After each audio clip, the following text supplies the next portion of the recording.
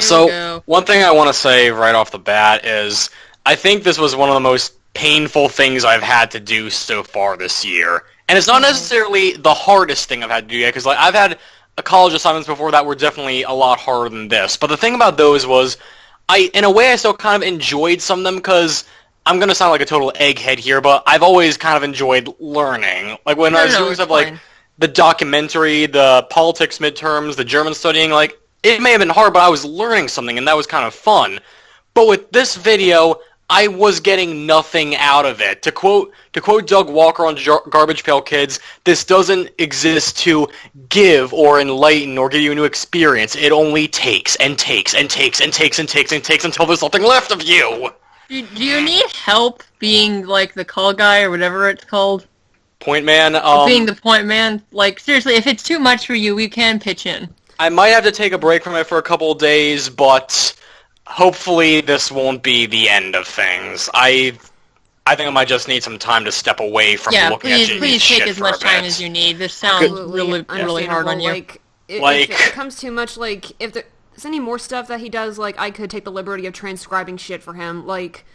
Yeah. Obviously, you seem to have a thicker skin than we do in that regard. Right off the bat, but I will, like, again, transcribe it.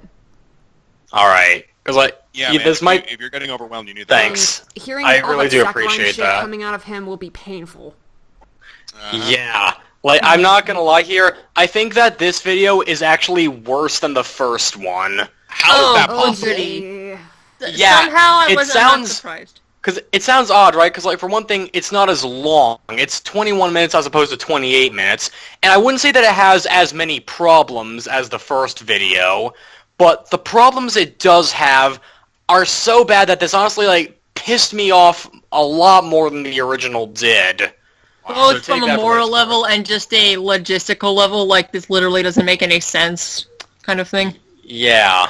Oh, boy, this is gonna be nice. You see us smile one last time, though, before this shit show happens?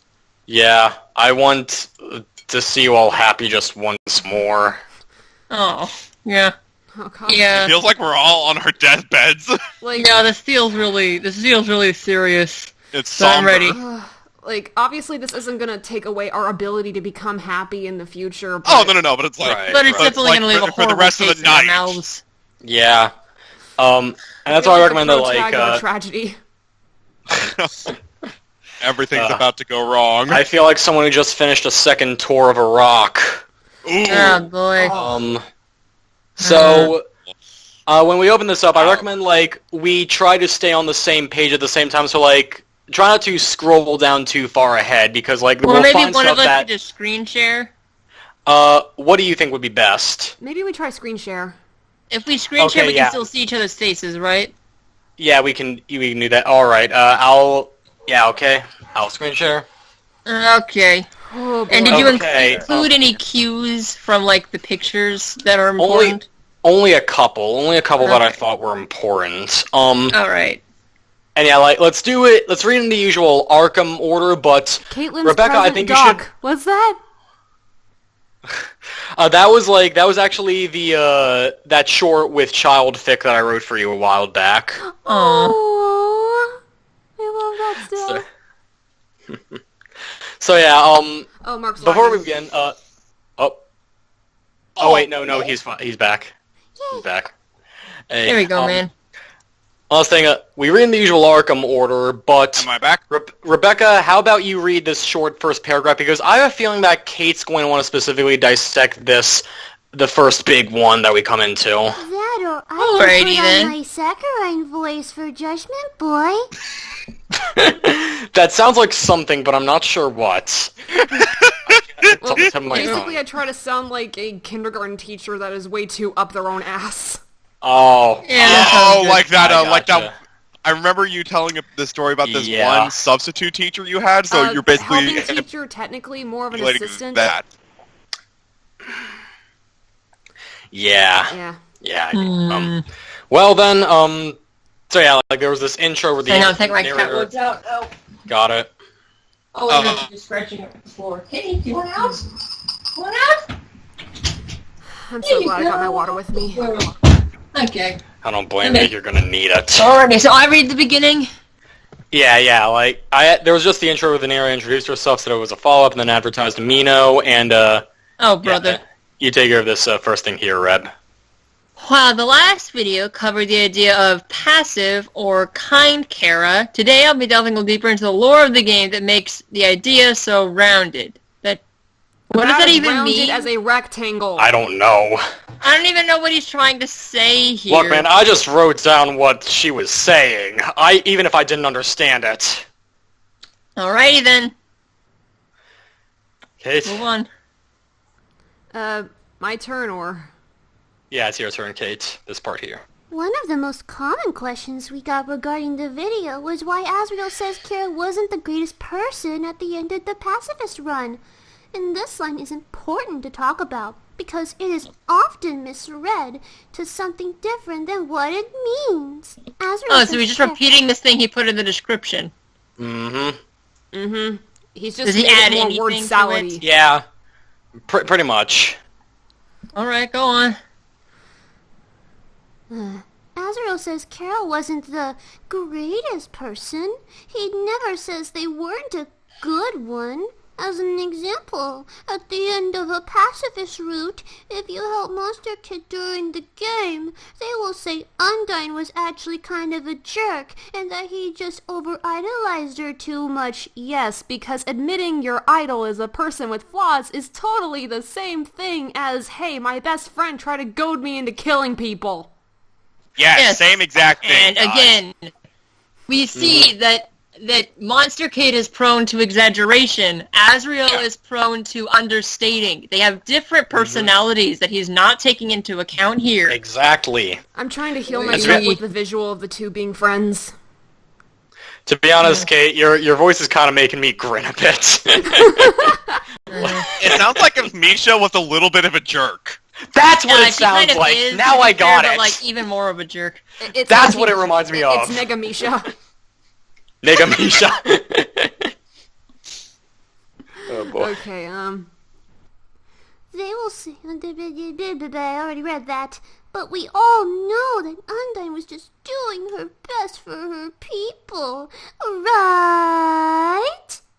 So we all know that Undyne isn't actually a bad person. She just made some mistakes while working towards a good cause. Manslaughter's a mistake!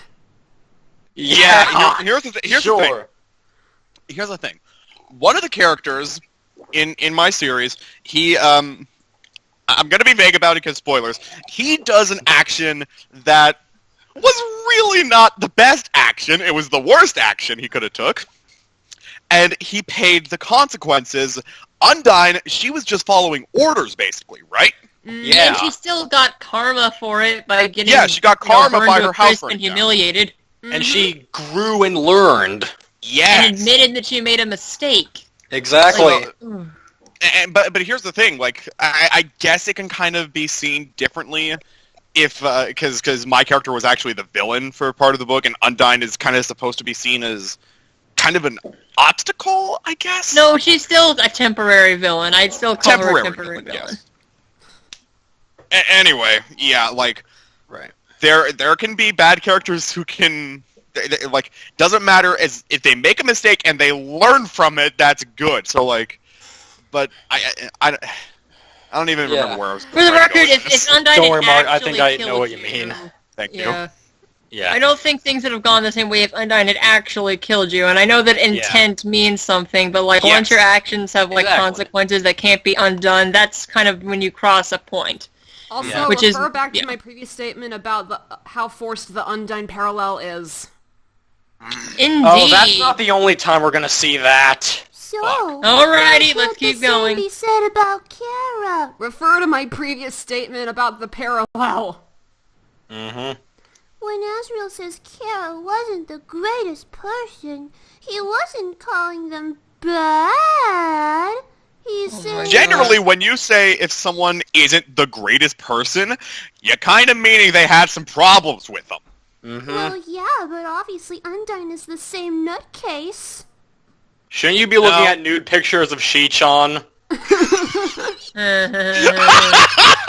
fuck is Shi-chan? This is my Right, this is my this Judgment this Boy is- impression. Oh my God, no. This isn't your Judgment Boy impression, and this isn't a slightly ruder Misha. This is Underfell Misha. Oh shit, you're Yeah. right! Cut to It's a Fel Yeah, Misha! yeah. That'd be fucking hilarious, actually. Oh, That I kind of agree. would. Thank you for that visual, Mark. No problem. He's saying that he means they weren't the greatest for the longest time. Refer back to my statement. Mm-hmm. Azriel looked up to Kara as a sibling. Who... Okay, are there any sibling Excuse me? relationships where, like, they're both roughly the same age and one looks up to the other? Well, yes. Yes, So, if we're talking about Mara height, Louise- me and my Is he more or sister. less admitting that they had a power dynamic? Who knows? Basically. Fine. Yeah. I mean, it it's was pretty basically a obvious non-sexual, from like, the look at, like, Kara being the dom and Azriel being the sub. Yeah. like it's pretty obvious from the tapes that even if you do have this view of Kara, she was still the smarter one who made decisions and made plans, which isn't necessarily wrong, but is necessary for an actual power dynamic to develop. Mm-hmm. Okay, I already read that. All right, go on. This is already making me As want a to barf. friend, and as the hope for humans and monsters. And in this mindset, it was hard for him to imagine them doing anything wrong. So when he realizes at the end of the game that they're playing with the humans was less than perfect. Yes, he trying to kill 6 people makes you less than perfect. Mm-hmm. You know what that would make you in real life? That would make you a murderer. worse serial killer than some actual serial killers. Hannibal Yeah. A lot of make you serial a killers guy have serial less killers than and- 6 confirmed kills. Hannibal's Exactly. misunderstood, you guys. Yeah. How callous can you be to describe a plan to murder, to rampantly murder, indiscriminately kill 6 innocent people as less than perfect? Again, it If feels you're like just- Judgment Boy thought that Kara was completely vindicated in wanting to kill humans just because they were abused. And, oh my gosh, this is disgusting. Everyone who's been abused clearly wants to eradicate And like, life on again, Earth, I guys. know that Asgore technically did the same thing, but his circumstances were vastly Entirely different. from Kara's. different. It's entirely different. Making the comparison is not even. It's like saying that a soldier is as bad as a serial killer because he kills people. Like, yes, there are a Exactly. lot of moral, like, issues with being a soldier in many situations, but I still would never put them on the same level as a serial killer because there's obviously a lot of things going in, unless they are literally performing, like, a rape of Armenia or something like that. But that's Yeah. different. Like, say what you want about Captain Walker from Spec Ops The Line, I'd still argue he's worlds better than someone like Gul'dan or Darth Vader. Exactly, because the just motivations and all that stuff, the exact dynamics of what's going on is entirely different than what's going on here. Going out of your way to do something that you do not need to do otherwise is completely different from being, than having your hands tied in a situation like with Asgore, and now, let alone all the other things that are different. Mm-hmm. Oy. Like, Asgore is like the king. He's in a position where he has to keep the people happy. Yes, and has Exactly. to basically do what is expected of them. And if he says he has to do something, he has to do it. That's The entire part of kingdom Yeah, would be in but- absolute despair. Yeah, and it's pretty heavily implied that monsters can literally die of sadness because of the way their bodies are Yeah. built up. If he had if morale had dropped really hard in the underground, people would have started dying. So In fact, yes, like, this it's, was something it's very me and Easter, unfortunate, like, but paid attention to when making, like, a Sundertale. Like, everyone, like, because Asgore isn't, like, having, like, this, sort of, MacGuffin, for lack of better term, like, keeping everyone hopeful, everyone shifted their blame to Toriel and assumed that because of, like, her incompetence, he died. Wow. Really, So, like, they're all angry at that's her, harsh. and they constantly, Dang. like, tried to attack the royal family, as, Damn. penance for it. I Didn't know actually about that wrote factor. an RP with Lindsay kind of based on that concept once, so after a neutral run. Thankfully, in the end, everything was reset. But yeah, anyway, let's keep going. We don't want to be here all night. Right. I hope the way I'm reading it makes it feel better. Yeah. Well, and he realized that they were too. However, this doesn't mean Kara was bad. They just did bad things, like every character in the game at It's some slightly more point, bearable. even Asriel, because Everything else everyone does is totally up there with premeditating manslaughter. Again, Also, to quote Sideshow Bob from The Simpsons, I wanna- attempted murder. Now, what is that, really? Do they give a Nobel Prize for attempted chemistry? Something real fast. Also, conflating Asriel and Flowey yet again. Technically, as an individual, Asriel didn't do anything wrong. And also, the reasons why he did all the stuff as Flowey were entirely different from Kara. Once again, because he was literally trapped in an endless hell. And, like, what else was he Asriel's supposed to in this do? hell because of Kara. Yeah. Exactly.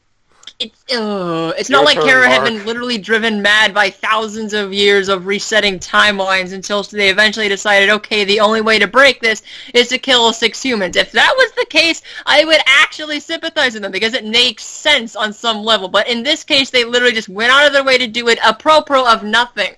So Right. no, it doesn't. It's not justified. I am sorry. Ooh, Your turn, Mark. Oh. Shit, that was a bad time to eat some ice. Okay.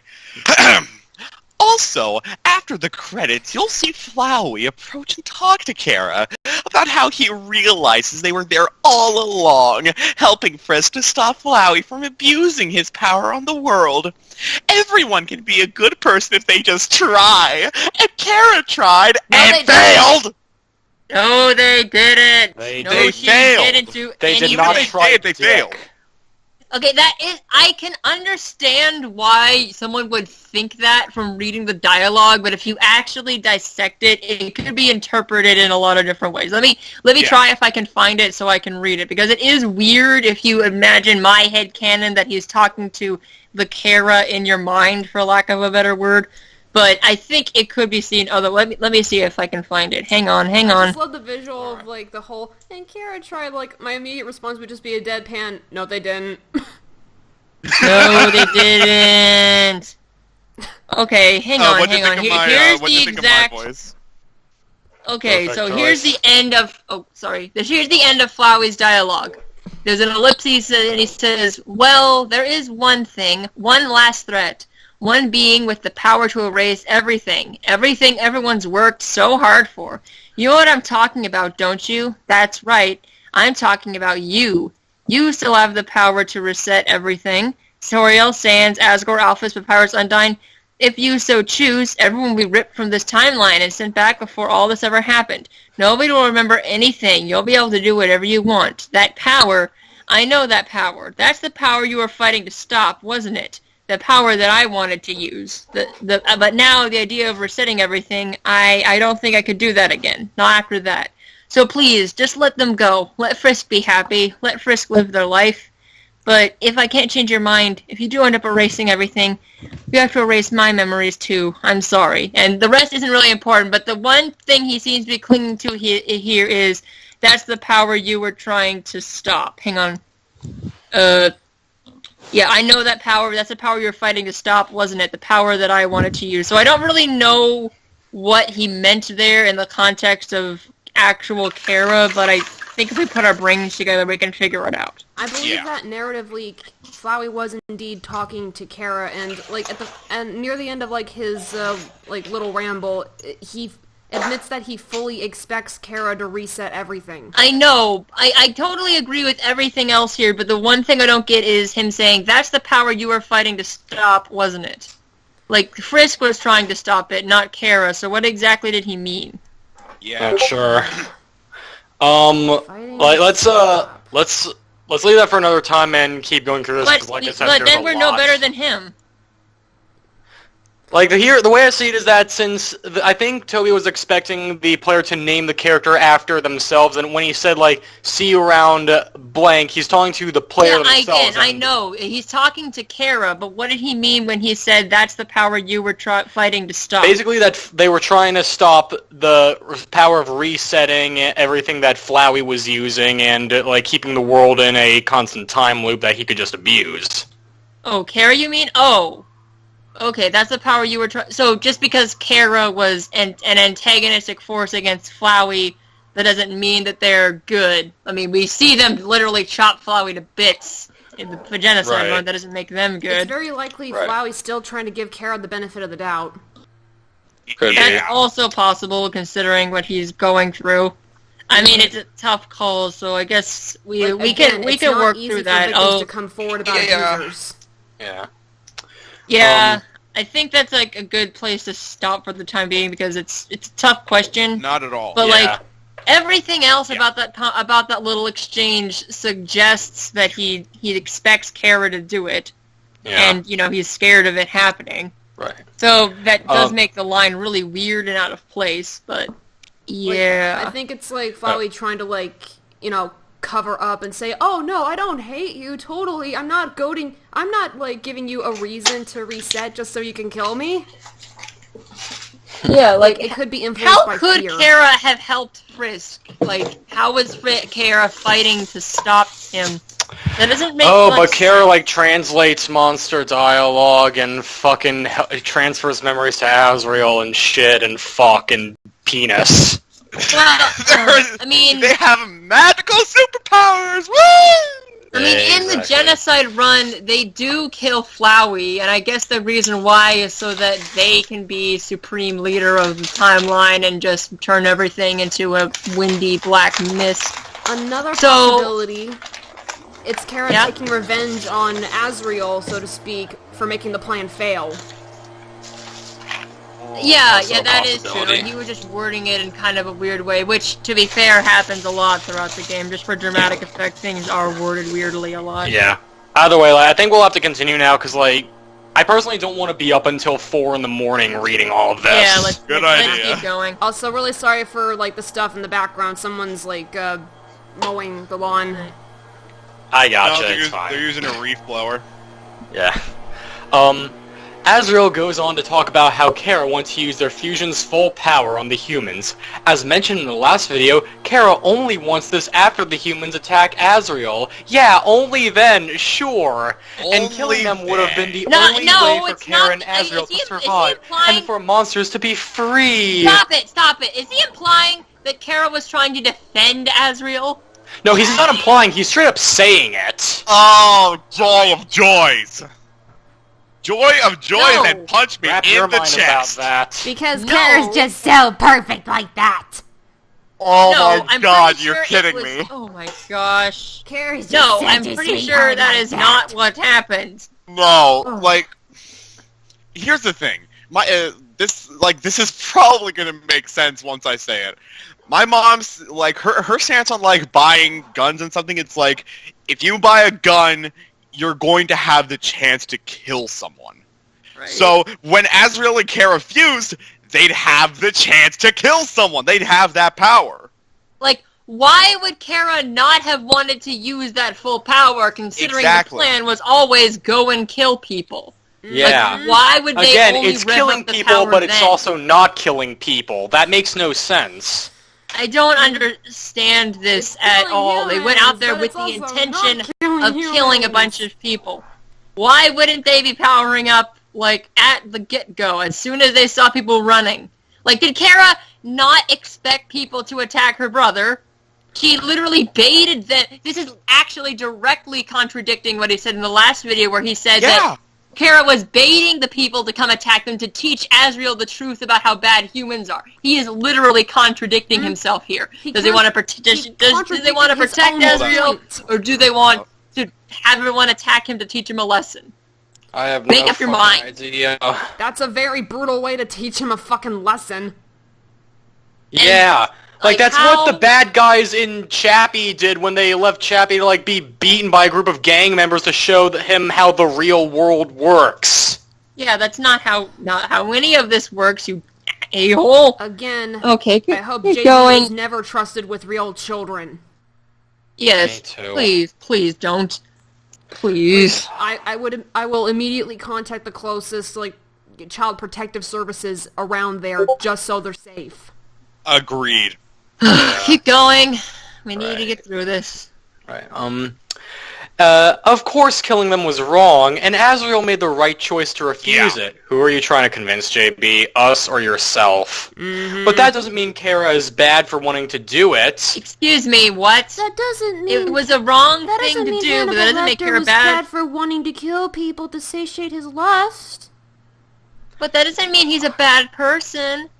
Like, okay, I get that good people do bad things, but good people don't kill other people in cold blood. That's just a no-no. There's never a good reason to go and kill people in cold blood.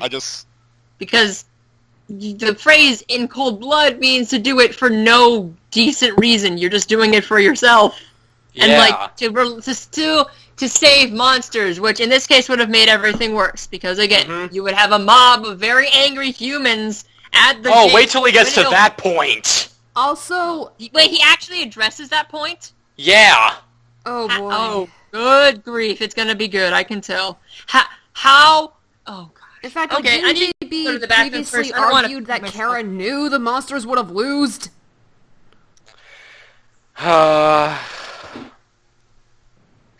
there's like so much shit in this theory. Can you already see why I think this one is worse than the first one? Me? Yes, especially because JB contradicted himself. It gets even worse from here on out. Oh, Remember before you met me and you thought this was just all a fun little idea? I don't, actually. I'm not always proud of who I once was. We love you, Alex. Don't feel bad. We just started this thing and I'm over. Thanks. Let's keep going. Alright,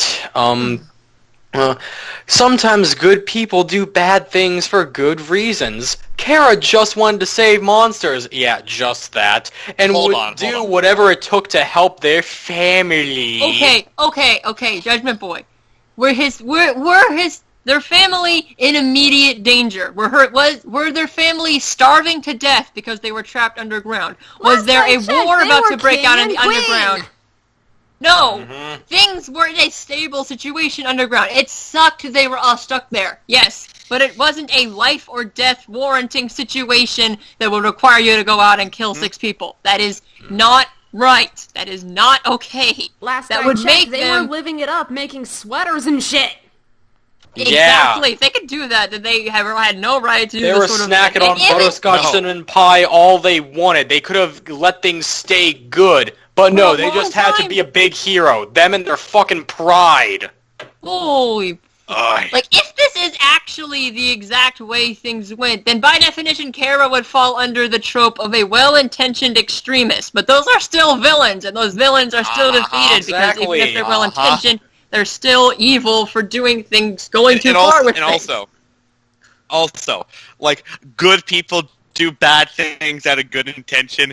Try to tell me that a man raped to do it with good intentions. Try and tell me with a straight face. You can't. Like, there's some things that you just can't do with good intentions at all. Such as killing innocent people in cold blood for no good reason. Oh, clearly a rapist's good intention would be to conceive a child. Oh, golly. Let's just keep going. Alright. Yeah.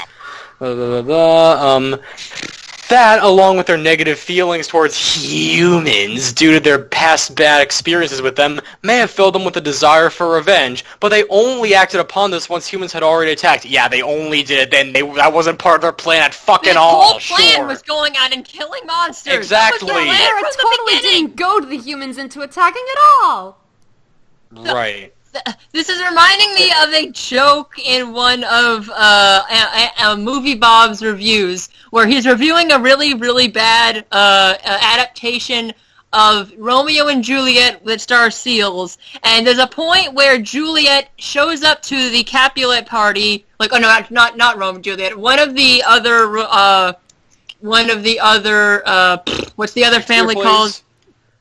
The Montagues. One of the Montague seals like, is told earlier in the movie that they're going to go and raid a Capulet party for craps and giggles, and then later on, when they get there, he's like, wait, why are there so many Capulets here? They're going to kill us. And then movie Bob says, oh no, when he said that it was going to be a Capulet party, he didn't mean that it was a Capulet party. Like, it's literally exactly what he said. Like, Oh no! Okay, that's I was good. That's convincing good. humans Yeah, to try and that's attack what us. that made I me didn't think know I of. would convince humans to attack us. She carried On her to the own next dead point. body out there. What other motivation could she possibly have had other than baiting humans? Hey, On to the look, next a part, dead but kid. like, Oh, fuck. They were just trying to show Azrael the truth about humans, that they attack and hate things they don't understand, or Humans try to are understand. so Sound evil and familiar, irrational fan and- base? Yeah, we already went over. We already went over this part. We all know what's wrong with it. Let's just keep going. Right. Okay, is it my turn? Yeah, it's your turn. Oh, we're at this paragraph. Alrighty. Oh boy. Okay. Oh boy. Some people brought up that Kara may have wanted to reignite the human-monster war by breaking the barrier. However, Kara knew that monsters are much weaker than humans and would have likely lose to humans if there's another war were to start. Okay, so he admits that's a that valid- Kara's plan was completely stupid and would have resulted in thousands, if not hundreds of thousands, or millions of lives being lost. Okay, actually, that's not Good to valid. know. Okay. The monsters could have used the human souls obtained from the servants to their advantage, but these would have likely rebelled, just like during Omega Flowey's fights, so that wouldn't have worked either. So most evidence pointed to Kara simply wanted to help their family, and why wouldn't they? They loved them and gave them a home after a bad life with humans, after all. So you are aware of a problem with your theory, and you don't actually address it. Nope. You just Yeah, classic. skirt around He it. just drops it. He Yep. just skirts around the fact that this plan would have inevitably resulted in every single monster or every single human dying. Oh yes, that's a problem, but let's ignore it. Mm-hmm. But let's I ignore hate it because this. Kara's a nice person who loves their adopted family. Don't forget Star Wars! Yeah! How the fuck could I forget? Ugh. Care I still Misha, hate are you the high? you had, child. If you were stupid enough to kill this entire species of people and yourself, you don't deserve any sympathy. You are None. beyond incompetent as a human being. There is a Exactly. point at which incompetence and lack of foresight become a flaw and a punishable offense. This is the point where it happens. Or, in other words, ignorance of the law is not an excuse, for lack of a better word. Exactly. Oh, ignorance of reality does not give you the Ignorance of I'm reality. not ignorant. That's basically the entire theory. Yes. Mhm. He literally doesn't bring it up! Like, I was expecting, like, a bad argument. There's literally no argument! Yeah. Your turn, Kate. People blindly follow this twat. How do they not see the problems literally staring them in the face? Because I they're- don't know! I was asking the same thing while I wrote this! Because they're all children that are easy to manipulate. The exact audience the Judgment Boy targets. Or at least mental, like, people with the mental age of children, like most Tumblr users. Yeah. To before Channel Awesome's Yep, like, yep, yep, fall yep. down. Even people who are mentally ill are not this stupid. Yeah. Let's keep going. Your turn again, Kate. While we're on the subject of Israel, he also says that he That thought- last paragraph wasn't really about Azrael. You horrible writer. Yeah. Yep. How stupid is this man? Oh, it's this one. While we're on the subject of Israel, he also says that he thought of Frisk as the friend he wished he always had, and it's worth noting that Frisk has the ability to reset and fix any mistakes they made due to us increasing their determination, while Kara did not, making them look worse by comparison. So What I Azrael thought is a is shallow that Azrael's douchebag. a shallow little shit. I thought that he was an evil, evil little boy. That That was too. his problem. Apparently he's both. Okay, and then. Israel are able to recognize Frisk as Kara during a pacifist run, which No, shows he's projecting. Projecting. He recognizes Yeah. Kara in genocide. Oh, wait till you get to that part. Oh God. which shows he No, believes he Kara recognizes is he capable of projects good. onto you because you look like her. You look like her, so he projects onto you, and also he wishes you were like you were the friend he wanted. He was projecting. He wasn't literally recognizing you. Yes, He literally says he's projecting. Let's just trivialize Azrael's legitimate trauma, guys, to make Kara look glorious. Yeah, sure. Keep reading, it gets worse. Incapable of good. Yeah, totally. He recognizes them sooner in a No Mercy run, but this is because he's looking for someone who feels the same as him. Empty inside. Insert emo joke here. And unable to care about people. Why would he be projecting onto people for different reasons? He's the same person. I hate all of this so fucking much. He projects himself onto Kara. Okay, so He projects Kara onto you. Ugh. He literally says this. Just disregard everything Azrael says because he's a cis male. I mean, what? Exactly. This is so horrible. He's just molding Azrael's character exactly the way he wants it to fit the theory. Yeah, just make him an idiot to make all of this valid.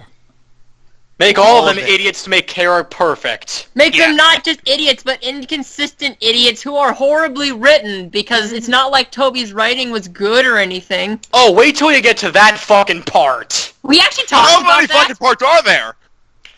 Okay, let's just I need keep to going. read. This is gonna... Please. I've been saying that a lot in this video. Yeah, you have. How many Let's keep parts are there? going. He pretended believing they are soulless when really the actions in a No Mercy run are that of the player. That doesn't give them a soul. That doesn't magically Right. give Kara a soul. Flowey's perception of Kara in this run has more to do with Flowey's desires rather than how Kara actually was. Oh, so now you acknowledge the difference between Flowey and Azrael. Took you long enough, you dipshit. Only when it serves to support your points. Only when it's convenient. There's a lot Only of emphasis on Flowey wanting Kara to learn something, kill or be killed. During a pacifist run, they do learn in a No Mercy, showing again that Flowey didn't think of Kara as malicious in their life. What? I don't even follow Hold on, that. hold on. Nor I. What? I had to, during this part, I kept going back to make sure I heard it right, and this is what I heard. This is exactly what I heard. I Okay, can't even hold on. get Quick angry at this question. because I don't understand what it's trying to say. Did the visual help at all? How big No. of a hole is in Judgment Boy's brain? That doesn't even Not make as any big as the sense. hole I I'm don't gonna even put know in what he's trying to myself. say. I want to ask him what he's trying to say because Yeah, Was but JB I- dropped as a baby like 100 times? I don't.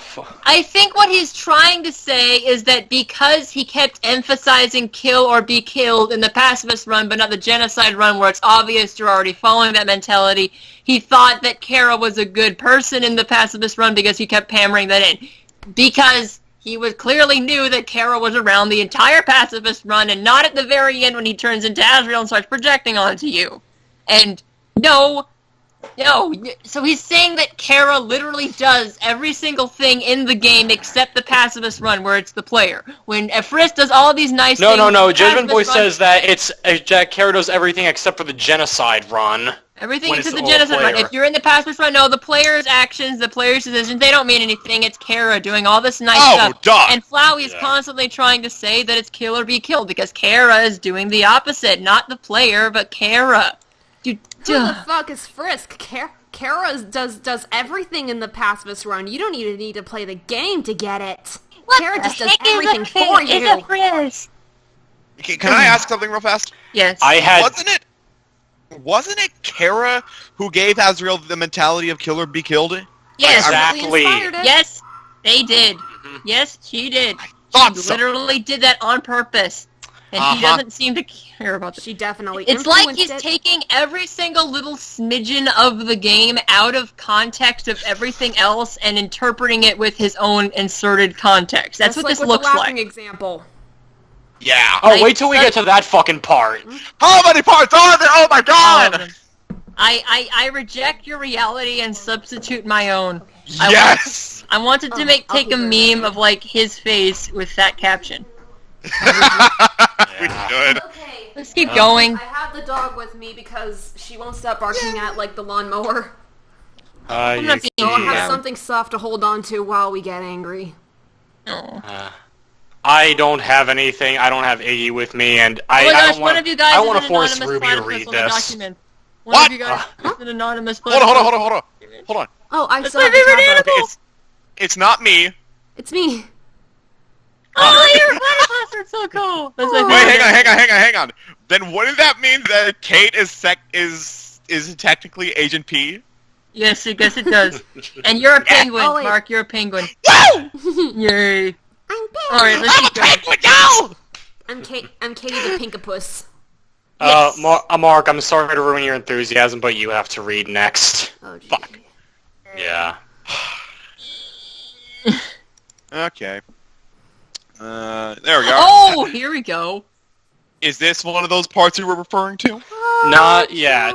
Not yet, We're okay. getting so close. Another popular question was in regard to the fact that humans cannot absorb monster souls. Hence, in regard to the previous point that if Kara wanted to go to the surface just to kill humans, they could have easily killed one of the dreamers and taken their soul to cross the barrier. But this wouldn't mean anything if humans couldn't use So he's monster taking souls. a bad argument and using it to make a point. He's using a Oh. bad, incorrect argument from his fans or his watchers to make a point. That's Yeah. called straw manning, and it is a very dirty, cheap tactic. Wow. No. The reason why you couldn't have absorbed a boss monster soul was because of something that I explained in the script. It's convoluted and a little bit hard to follow, but it's true and based on the canon. This is a Yeah. poor argument based on actual misinformation that he cherry-picked out of his comments to make himself look smart. I cannot forgive that. Keep going. Okay, where was I? However, it is addressed clearly in the game that while humans cannot absorb monster souls, they... Mark. Where? Yes, it is mentioned that I said that's working. humans Oh, can't absorb Mark. monster souls because as soon as a monster dies, their soul vanishes, but they can absorb boss monster souls because boss also monsters explained why are that stronger wouldn't than work most in the monsters, script. so their souls can exist for a few... I misunderstood it. Okay, my mistake. It's fine. My mistake. Okay. Keep They reading. can't absorb boss monster souls because they're stronger than most monsters, so they can exist for a short time after they die. So it Right, is possible. okay. It's very very, very immature. It probably would last even less as so. I actually calculated, assuming we're supposed to take the battle screen literally, Toriel's sprite lasts for about 5 seconds after she dies. That means that Azrael's would have lasted about 1 second, if not shorter. So Yeah. Kara would have Less than a probably fraction of that. would have had a very small window of opportunity to take it. So Mhm. And Wouldn't I have worked. doubt Toriel and Asgore would have brushed this aside. Yeah. exactly. So it would have been a massive risk on their part to kill Azrael Come on, instead. it's 12:48 already. Let's keep going. These persist after death for a few seconds. The ones we see do this are Asgore and Torios, who Who are persist both for a few adults. seconds. Yeah, and Thank also you for I thought, repeating yourself, by the way. yeah, but I thought every boss monster. I will. you Sorry, kill, Mom. Sorry. I thought that we see their souls like after every boss, if we kill them. Everyone except Mettaton, I think, because doesn't he? No, we don't see any of their souls after we kill them. Like it's only Okay, Asgore the next and Toriel. sentence is... Oh, hi, Mom. The next sentence is going to send me into a homicidal rage. Just get it over with. Please hold yourself back. Okay. So if Kara really wanted to go on a murderous rampage, they would have just killed a dreamer. But oh my God, I'm about to go on that rampage too. Read. Holy shit. Put on the most Read. obnoxious voice you could. Go right ahead. No, that'll just make me angry. Just read I'm it not as gonna- calmly as you can. But instead, they killed themselves. And very painfully. The reason for doing this may have been to do with the theme of justice, and how they may have felt badly for themselves after the mistake with Azor. Congratulations, Judgment Boy. You have just trivialized the topic of suicide yet again. This bottle represents my mercy. I have strangled my mercy. This finger I'm holding up right here represents my mercy. Does he seriously think My that dick Kara cheese represents put my themselves through a mercy. painful suicide just because they felt bad about accidentally poisoning Asgore? Yeah. Yeah, shift all the blame to Asgore for getting poisoned now. That makes so little sense on so many levels and just trivializes the whole situation so much that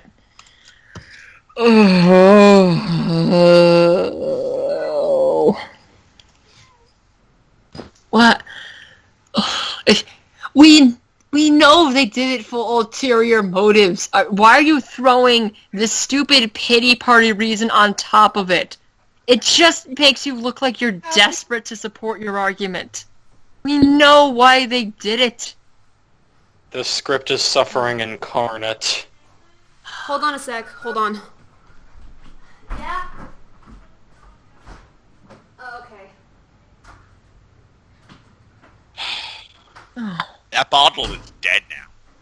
I'm shocked Hold that on, He's coming this, back. back out of my room. I gotcha. I'm legitimately shocked that this is somehow worse than the original. I was shocked too. 1% of me isn't shocked that this isn't as bad as or that this is worse than the original. The other 99% of me is just a fit of anger. Next part is me.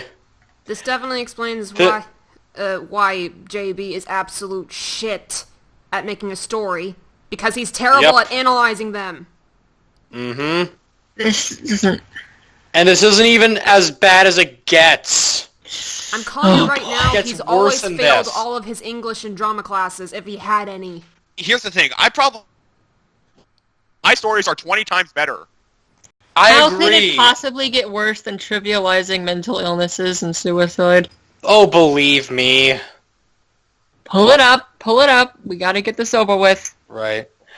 There were also some questions about the laughter being used to cope Just, with pain concepts, and how it may not necessarily have applied to Kara, but there are dozens of hints towards this concept in the game, and they wouldn't have been included if they didn't mean something. Almost every main character uses smiling, laughing, or joking to cope with pain at some point in the game. Here's a little clip from the last video that explores the many instances of this. This part just repeats that friggin' part all over again. Why would Toby put in all these hints Hi. towards Kara being Hold on. good or at least neutral what's if it this? didn't mean anything? Oh my gosh! Oh, my what'd you goodness. get? Oh! What was it? Woo! Is that, What? yes! It's your present! Yes! Oh! Get your sister! Get your sister! Oh my gosh, That's oh my great! gosh. Okay. No, get Hannah! Get Hannah! She's not here right now. She's at a... Ah! No, don't worry. I won't open it yet. I'll wait till she gets here. I want to see your live reaction. Okay, alright, totally. I Thank need you to see so both much. of your reactions at the same time. That was Okay, super that brought us into legitimately brought me a bit of joy. Yes, that should hold I'm, us out I'm for a little genuinely while. happy right now. I It got think, there. I it think got whatever there in- power it there got is there up there today. is smiling on us, and like we needed that. Yeah, I think that was Yeah. perfect timing. I Dang, that agree. got here fast, dude. I'm Wow. That was Props to regular mail mail. service. That was Awesome. regular mail. awesome. Whatever All right. deity there is, thank you. Praise Sky. Praise ye sky! Yes, praise the Jesus. sky. All right. Let's get. I feel I can take the rest of this paragraph in good humor now. Alright. Why would Toby put in all these hints towards Kara being good or at least neutral if it didn't mean anything? A, because they're not, and B, because They're not hints, they're your stupid fan fiction. A, they're not actually hints. B, they're to flesh out their character and make them more interesting. Because See, That's- they were for that's reasons beyond unrelated to stupid. Kara, you dumb fuck. again, you could literally write that logic into a bunch of other stories, and it would look completely stupid. That's like saying, why would they include, like what's a good example? Why would they include the scene where Alex DeLarge plays with his pet snake Basil if he didn't want to imply that Alex was actually a sweetheart deep down? Oh, I don't know. Maybe because evil people can still like things and feel affection toward things, even if they're still evil. Why would they show a scene where Walter White bonds with his son if he didn't want to show that Walter was actually good deep down? He has such a black and white view on the world, or at the very least writing. It's baffling. Why would Alice Angel be an angel if she wasn't meant to be a good guy? Oh, this is no character. Sometimes angels can fall. It's just he seems to think that if something is evil, every single thing it ever does has to be related to the fact that it's evil, which A, is unrealistic, and B, is horrifyingly bland and bad writing. I'm which calling I guess he hold on, never let me paid attention direct to his message history you. class. Yeah. Hold on. He never paid attention to Nope. English, he never paid attention to history, he probably never even paid attention to science or math.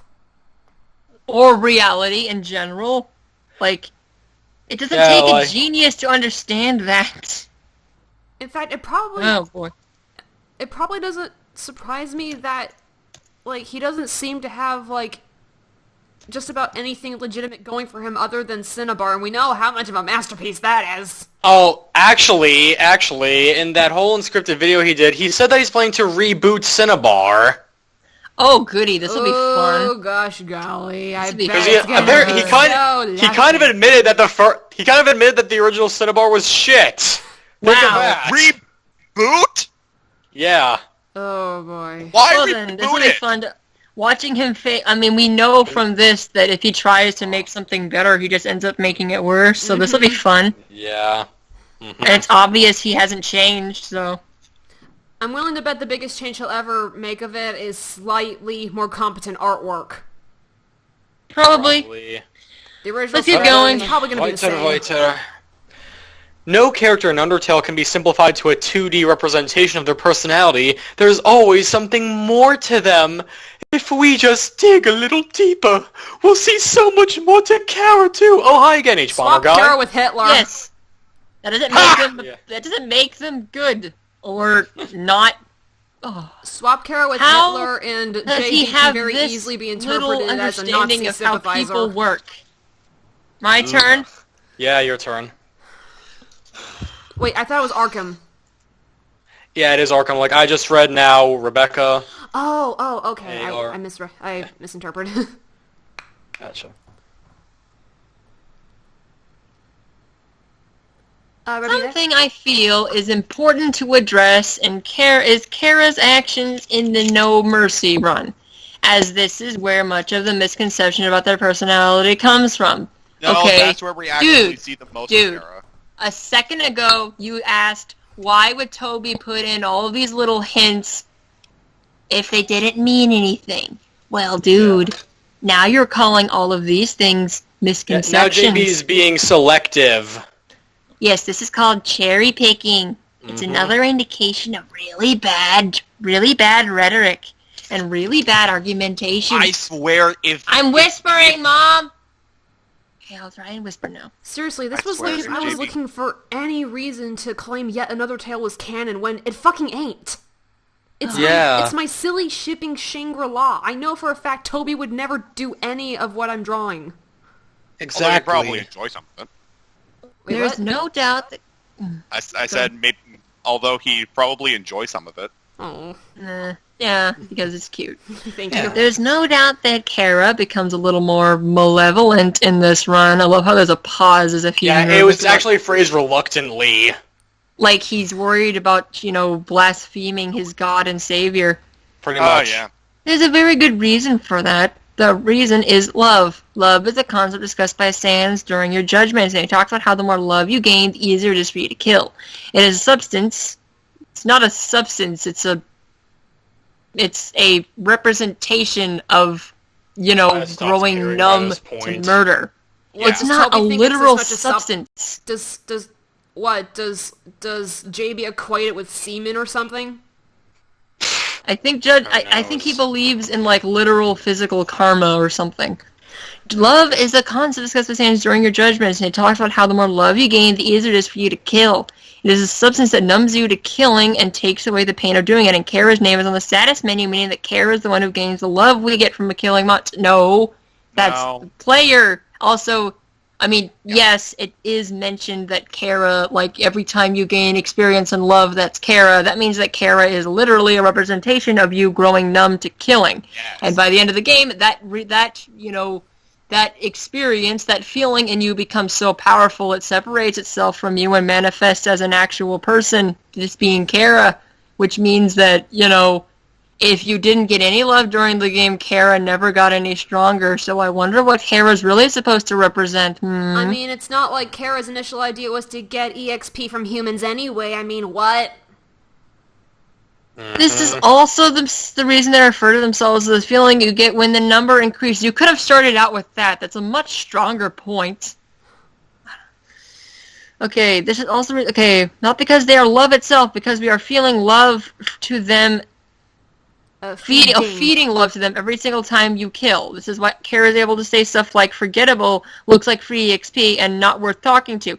Never say these things during a pacifist run. It's only when they have gained a significant amount of love. Thus, these statements don't reflect their true personality or feeling. So, if somebody goes through an experience that makes them evil, it's not their real selves. It's just something else. Oh, Hitler had a difficult childhood.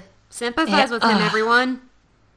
And so this guy basically assumes that everybody is inherently perfect, and when they do evil things, it makes them not their true selves. That is very optimistic, but not realistic. People are not inherently good or evil. Also, people change based on their experiences, and you need to judge them based on those changes. All we do is press keys. We don't do shit to edit the text in the game. It was completely of Kara's own will to call Papyrus forgettable. That is Kara's opinion of Papyrus, if your rhetoric about Kara being the narrator is true. Exactly. And if he's trying to make the argument that, like, oh yeah, but everybody can go totally evil if exposed to the right things, at that point you've only killed 10 monsters. I'm pretty sure watching 10 people die would traumatize me, but it wouldn't turn me into a serial killer. No. Watching 10 people die would be a truly horrifying thing. Actually killing 10 people would be worse. Yeah, just as worse.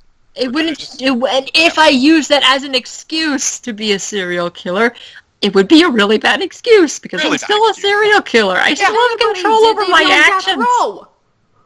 Yeah. I still have control over my actions. It's the dumbest reasoning Kara was reasoning literally in the world. insane to the point where they did not understand that their actions were evil, that would be one thing, but they are obviously not. And that is the only time where the law says that killing, it doesn't deserve to be punished, because there's literally no way it can happen. And it's actually very hard to prove that that is the case when that happens. Which is ironic, the insanity because plea Jamie is also arguing that Kara is just such a brilliant little reader and a brilliant sweater knitter. Your turn, Kate. And you may be wondering, how come they don't say these things during a neutral run? They get love in these runs too, right? Well, yes, but there's a very clear difference between a neutral and a no mercy run. In a no mercy run, you devote yourself to killing every single one in every single area. This is what convinces Kara that their only reason for being alive is to kill. They talk about how it was your influence that made them believe power was the only reason they were alive. And if you don't fully devote yourself to the idea, neither will they. Yes, that's exactly why Kara throws a bitch fit every time you abort the run. This JB never acknowledges that, by the way. He does? No, JB never acknowledges that. Wonderful. Finish the paragraph. I have some very choice words to say to this because it doesn't make any sense at all. Why the only change in Kara's personality during neutral runs is that they become pessimistic, not violent. Okay, so what he's basically saying is that if a person does not kill every single opportunity that they get the chance to, they are not evil, or you're not. Guess. It changes your.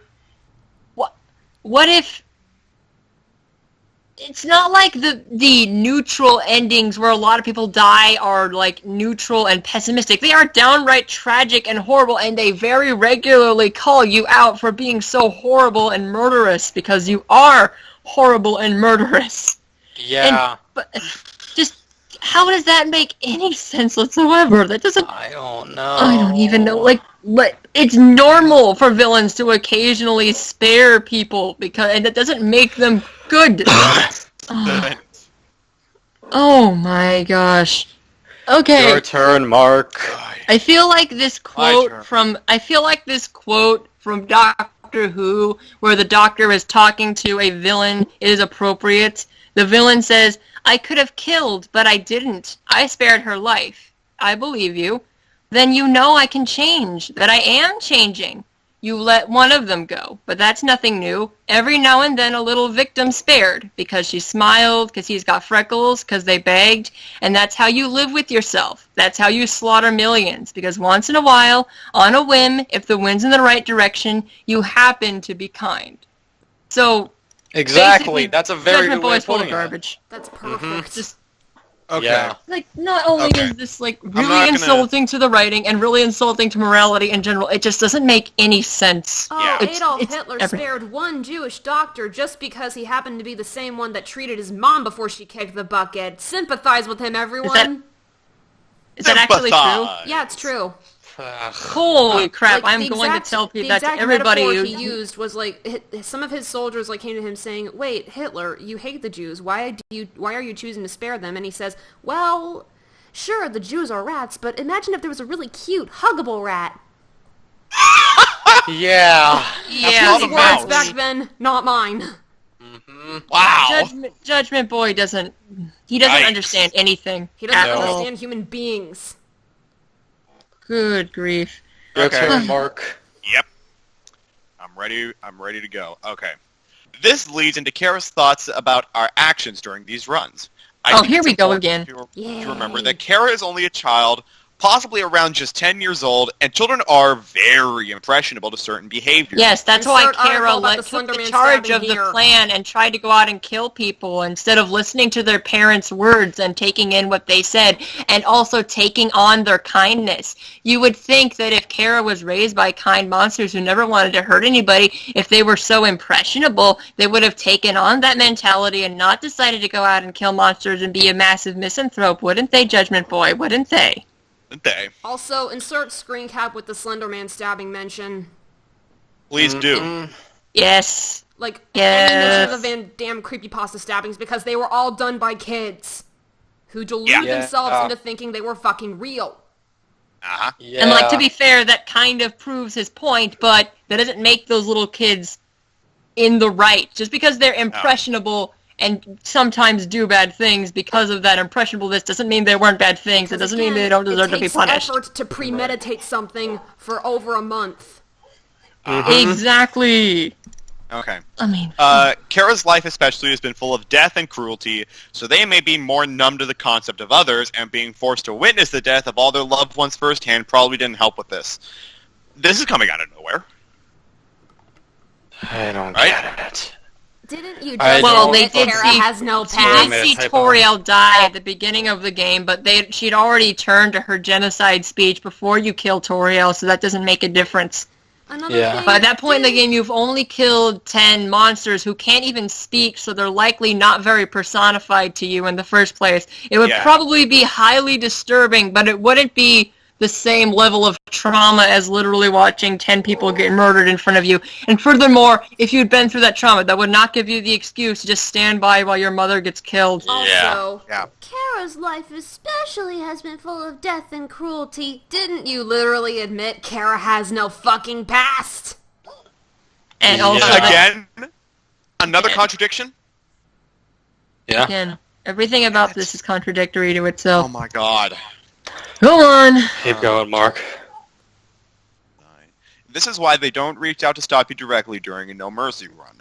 A, because they don't have the power or love necessary to do so until the very end of the run. Evidence? They can talk. If the narrator character theory is true, then they can talk before then. They can at least say, no, stop it if they really wanted to. You're being And at no point do they do that. Not even at the very beginning when they supposedly still can think for themselves. All they said Kara, was, oh, look, there's 9 more to go. Better get killing faster. If Kara is literally so impressionable that they become murderous this quickly, then they have no personality whatsoever. They are a completely blank slate that can, it's just, how does he swap his opinion on all these characters so abruptly? He thinks Kara is this smart, adorable, sweet little mastermind, but all of a sudden, oh, you tell her to do something evil? Yeah, okay, I'll go do it. It's like that joke Nostalgia Critic made about in the Captain Planet review about how the crowd could be convinced to any worldview just by telling them to follow that worldview. Wow. Let's keep going. Mark. It's almost like B, because they... like JB endlessly projects onto Kara until it's inconvenient. Yeah. B, because they don't have a choice in what you do initially, and C, because they are numb to the ideas of death, meaning it affects them less. Okay. Your proof? Here's the way I can kind of see it. I am numb to the idea, or I am numbed to hearing shouting matches going on in the background. I'm numbed to that. It's been around me my entire life. I'm sorry. Doesn't mean I want to be a part of it. Exactly. I mean, I want it to happen.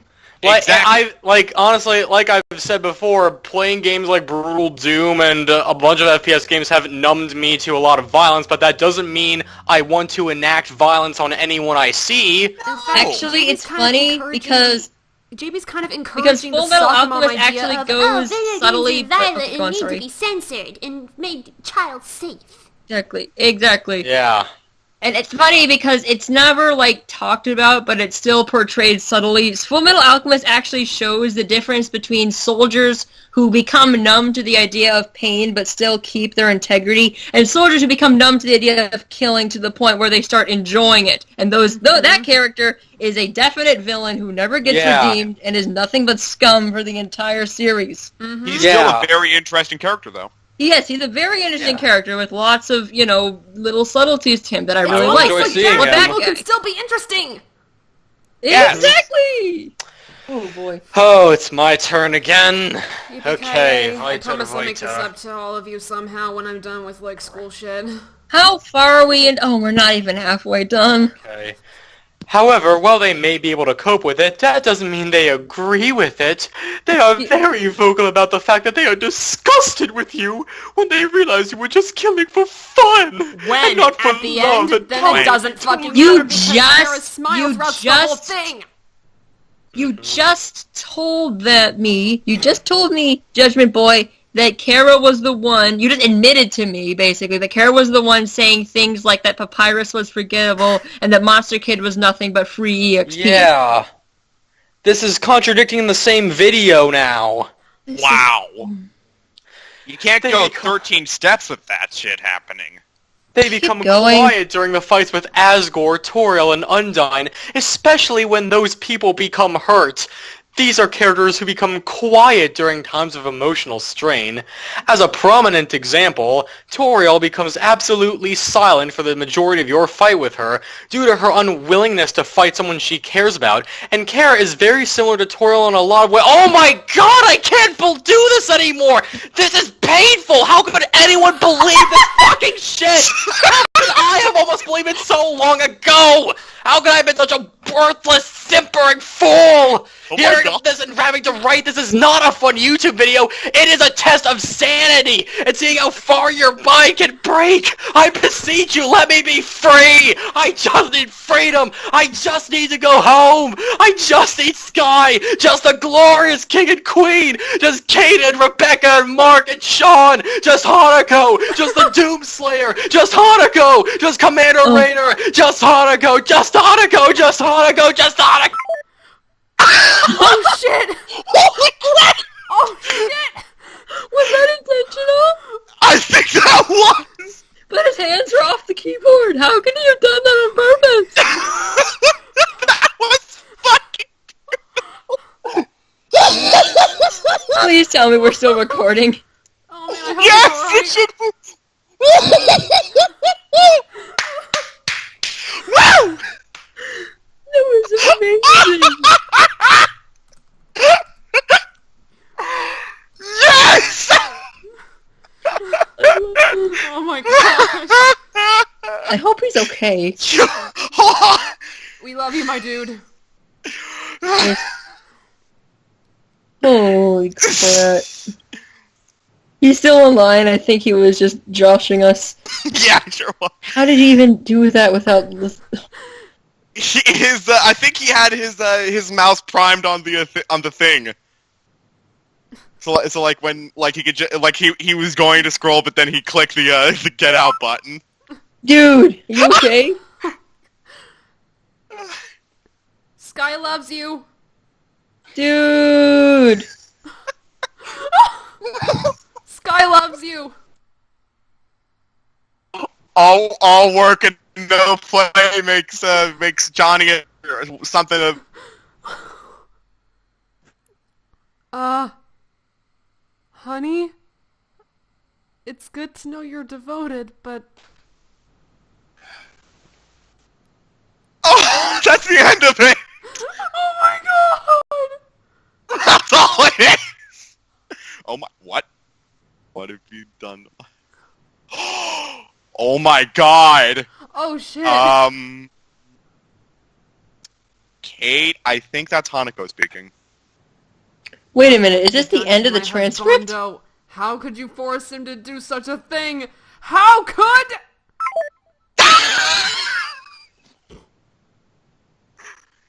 This is a little bit scary. That was the end of the script. What happened? He went insane. Oh What's the full quote? All work and no play makes... Johnny. no. Alex a dull boy. All Makes work Alex and a no dull play boy. makes Alex a dull boy. All work and no play makes Alex a dull boy. Oh gosh. And he just starts spamming that. No.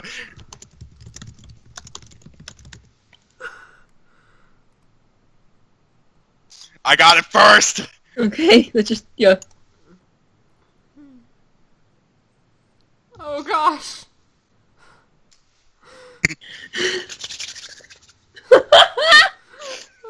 Oh my gosh. This is perfect. Luke is so confused. Hello? Dude, you're back. Oh no, oh no, no, no. Do you like it? Yes! What are you all doing here? Luke is going to be We're waiting so for our friend Alex to confused. get back. We're, what, waiting for our friend to reading come this back. with you? Sky loves Okay. you, Sky loves How you, do you Sky think loves you, we should Sky read loves this you. together? Okay. With the full document? That one didn't look like it was finished. Really? What makes you think it wasn't finished? Because I, for one, thought it was very good. Tell me, what are your complaints with it? Oh, we don't have any. No, nothing. It's just Oh. it didn't look like you got it finished. Pink Jesus compels you. Pink Jesus compels you. Kate, give me the bat. Pink Give me the bat, Jesus Kate. compels you. Kate! Pink Jesus compels you. Kate! What? Oh. I'm okay again. I'm okay. Okay, jeez, dude. Dude! Okay. You sexy motherfucker! When we meet in real life, I'm gonna give you the biggest fucking hug! That Thank was you. absolutely Sexy fantastic. motherfucker How said did you the close it when 16-year-old both boy of your to a hands were off the 20-something mouse? guy. How did you do that? Both of your hands were off the keyboard. My mouse was right over here, though. I thought Oh so. my gosh, dude. That Authenticity. was absolutely brilliant. I hope Thank you. hope the recording was on the whole time. Thank you. Oh boy. Oh my gosh. You sexy, sexy bastard! This is beautiful. I'm taken, man. Sorry. I'm Oh my Start flashback to the god. bendy straw brouhaha. Like, if what just happened is any indication, man, she's not someone you want to mess with. Uh-huh. Holy Okay, moly. so, shall we get back to it? So was that like a backup document? I had Oh, another it's part document primed. Oh my god. Yeah, this is part 2. Seriously, that was the best improvisation I've ever seen. Thank you. No wonder you wanted to Thank share screens. Alrighty then. If I win, that means this is Rebecca again. two. Okay. Yeah. The same. Okay. What was there anything important at the end of the paragraph where you cut it off? No, I literally went, like, it literally went from there to there. Like, I left nothing out. Don't worry. Am I a bad person for like bursting out laughing as soon as No, like, that the was bold beautiful. text in That was caps lock absolutely came on? fantastic. No, it's totally fine. I was a The little same. confused. That was dude, you're lagging. Mark. Oh boy. Ah, boy, it's okay, he'll be back. Am I back? Yeah, you were lagging that entire time. Mm.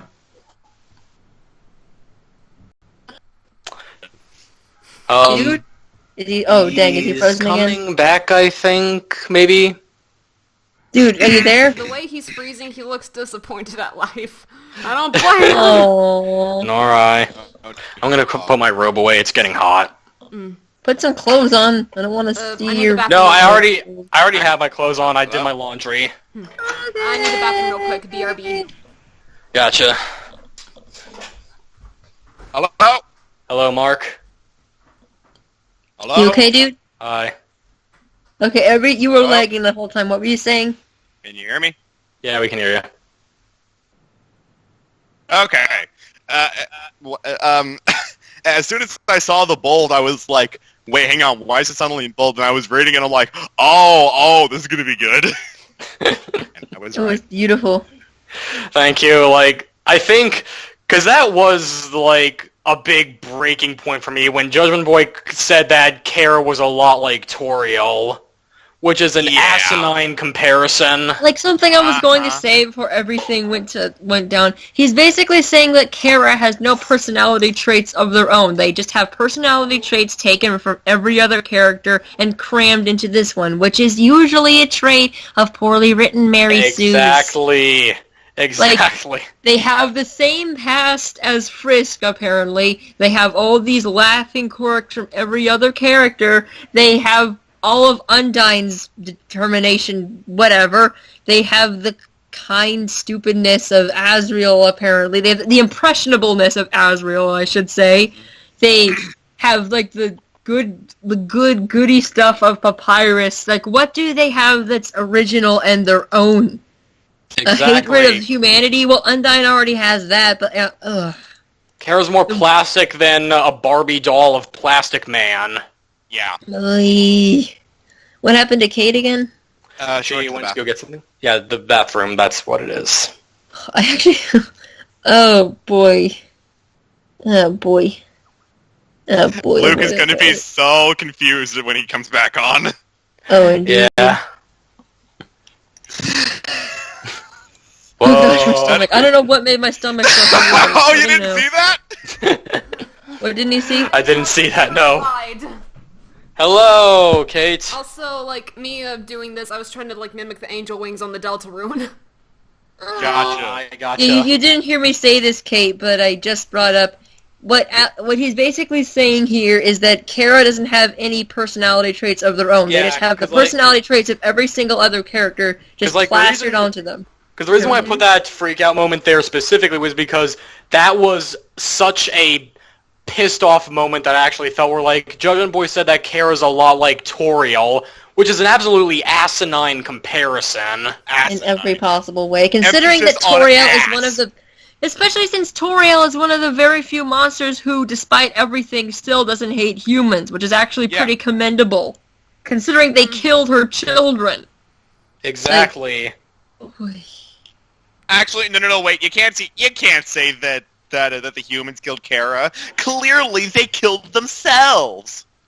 Oy. Well, you know what I mean. Your turn, Rebecca. Oh dear God! I think a demon's coming out of My Kate. turn? Yeah, your Which is- turn. This The same Kara a silence. blank slate, or is Kara your little Mary Sue self? Insert JB. Make up your mind. Yeah, it's something I brought up. Characters who just have the personality traits of other characters placed into them as it's convenient are usually Mary Sue's. Mm-hmm. Which is one of the reasons why I don't really like Hans from Frozen very much. The same silence goes for Asgore's final fight. And multiple characters, when they are struck or hurt. Sans and Undead have shown as examples here. What? The reason why there's no rated narration is so the moment is allowed to sink in, you idiot. Yeah. How distracting would it be if there was text blowing up all over the screen while all these characters are dying and saying their final pleas? Characters shouldn't talk over each other in video games. That is quite literally the medium where they should talk over each other the least because it's text-based.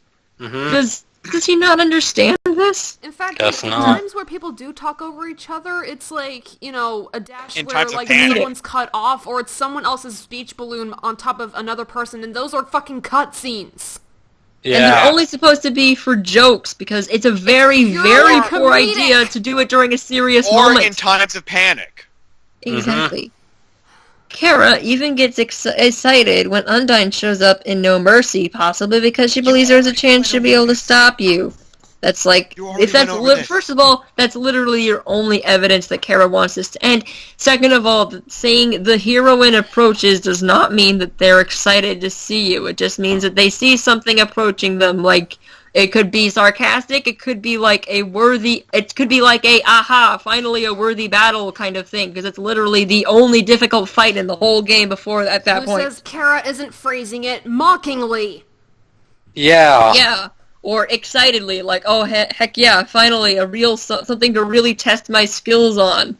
Like, you admitted yourself that there's a lot of ways to read this character, and yet you're insisting that this one way to read them is right. Keep going, the worst is yet to come. Kara is strongly hinted to looked up to and admire Undyne, most likely because she is viewed as the hero of monsters, just like Kara is meant to. No, she is the hope for humans and monsters, you misquoting idiot.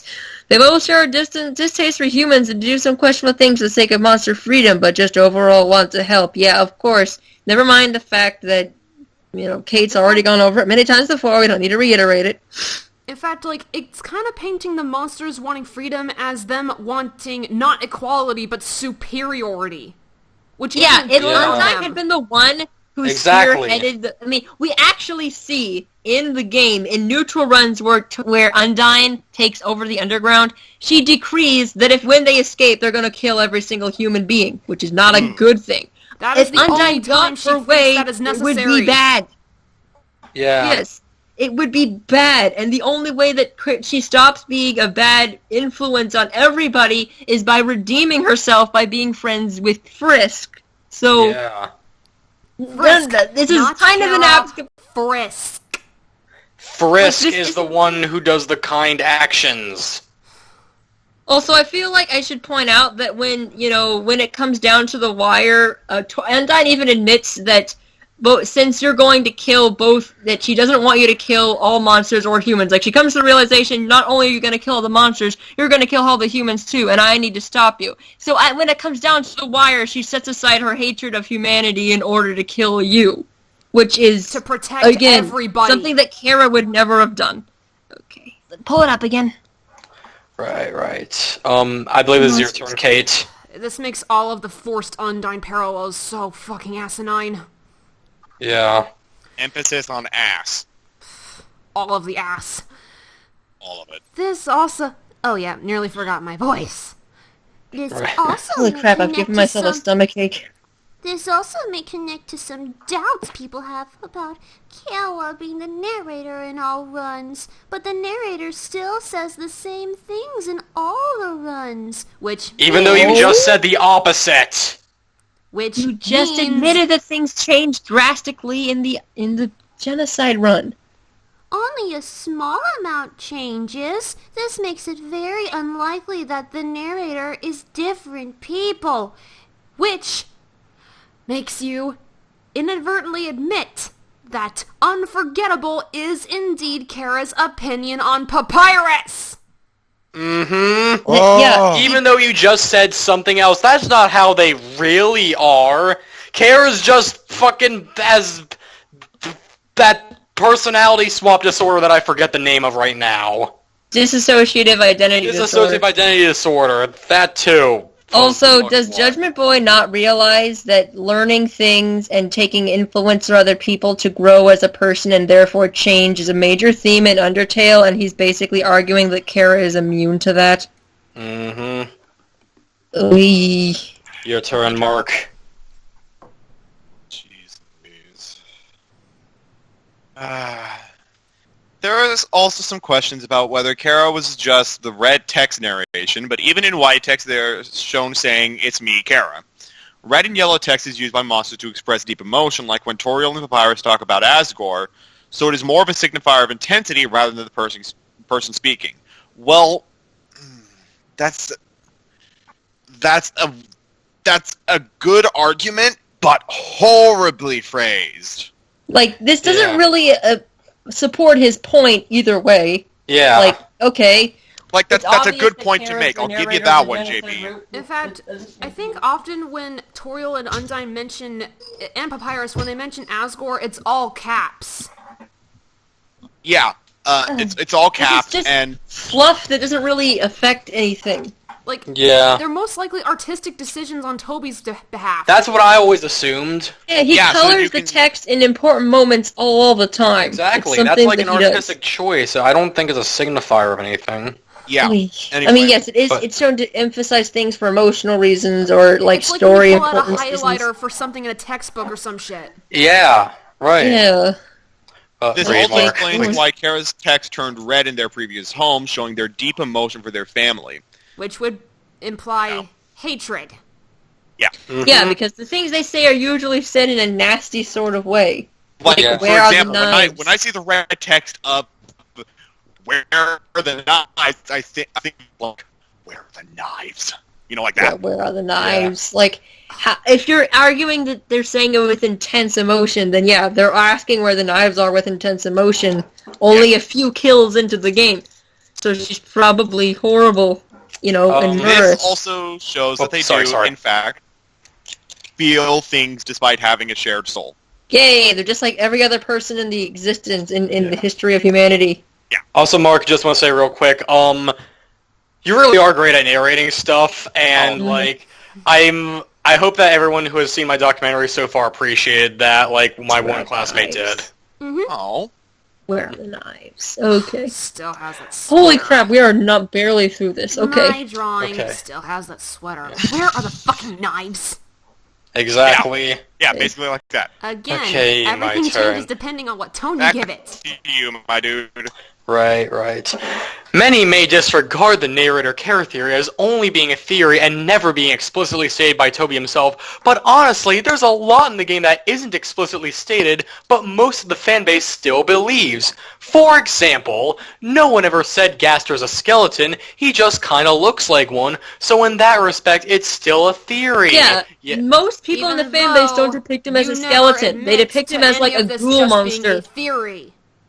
Exactly. Judgment No Boy one treats is it like claiming it's fact. Gaster was canonically a skeleton or pushing it That's down just into how they a like to skeleton. draw him. They don't say, no, this is definitely how he looks, you guys. I think he's a ghoul, which is like has skeleton features but is an entirely separate species. Like that's Exactly, what yeah. I imagine Like that the he ghouls is. from Warcraft. Me personally, Yeah. I like to envision him as like a skeleton ghoul hybrid, which he kind of shares a little bit of the status of skeletons, like in my take on the world, but like not necessarily because he's seen as less perfect. Yeah. I gotcha. I just kind of see, like, I see him as like an amalgamation of himself. Also, Oh. he's basically admitting here That's an interesting that idea. Like, can I share a little The- bit about my idea with Lucida and all that? Sure. just a bit, yeah. Alright. Basically, I imagine that, like, obviously in the capital, like, it's a huge city, like, surrounding Asgore's castle and all that, and we're not able to, like, go anywhere aside from, like, the set path to Asgore's throne room and the little coffin area.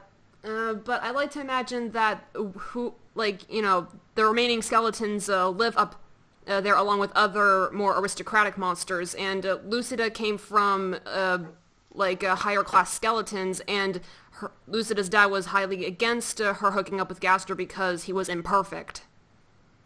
Aww, that sounds nice. I like this idea. So the skeleton family has a history of accepting personality types that would stereotypically be repulsive to them. Yeah.